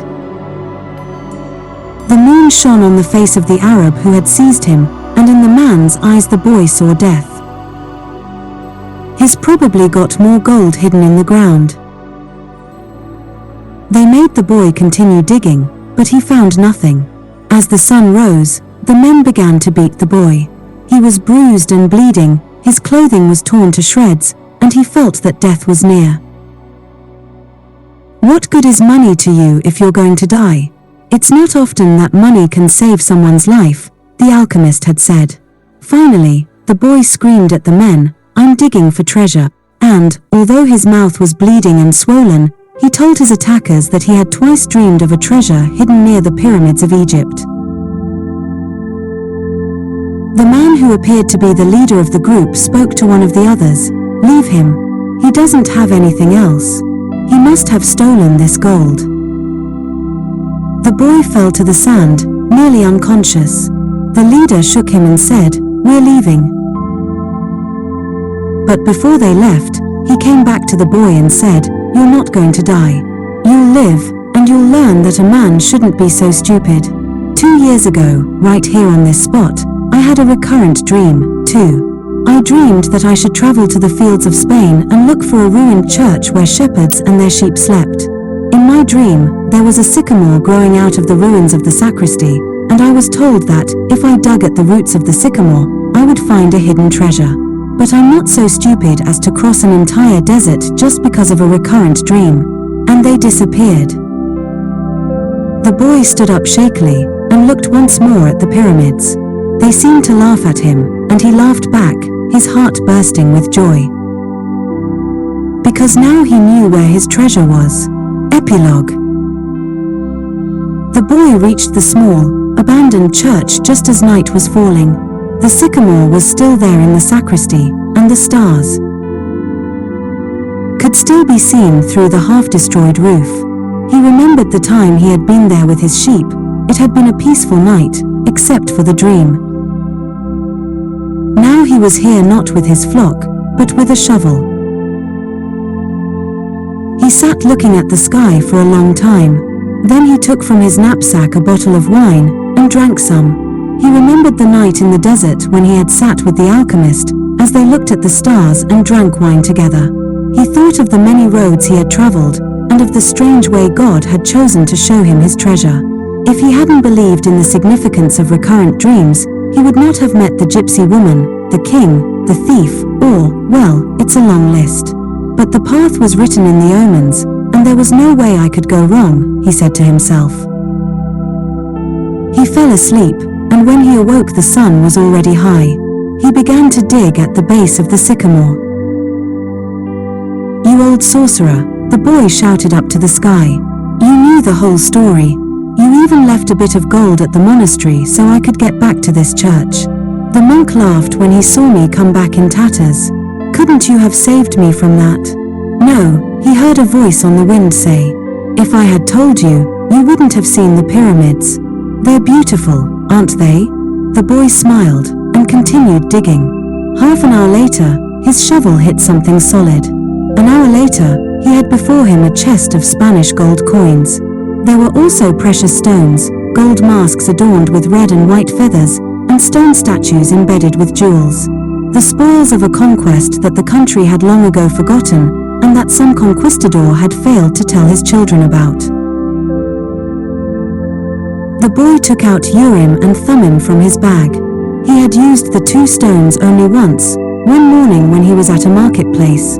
His life and his path had always provided him with enough omens. He placed Urim and Thummim in the chest. They were also a part of his new treasure, because they were a reminder of the old king, whom he would never see again. It's true, life really is generous to those who pursue their personal legend, the boy thought. Then he remembered that he had to get to Tarifa so he could give 1/10 of his treasure to the gypsy woman, as he had promised. Those gypsies are really smart, he thought. Maybe it was because they moved around so much. The wind began to blow again. It was the Levanta, the wind that came from Africa. It didn't bring with it the smell of the desert, nor the threat of Moorish invasion. Instead, it brought the scent of a perfume he knew well, and the touch of a kiss that came from far away, slowly, slowly, until it rested on his lips. The boy smiled. It was the first time she had done that. "I'm coming, Fatima," he said.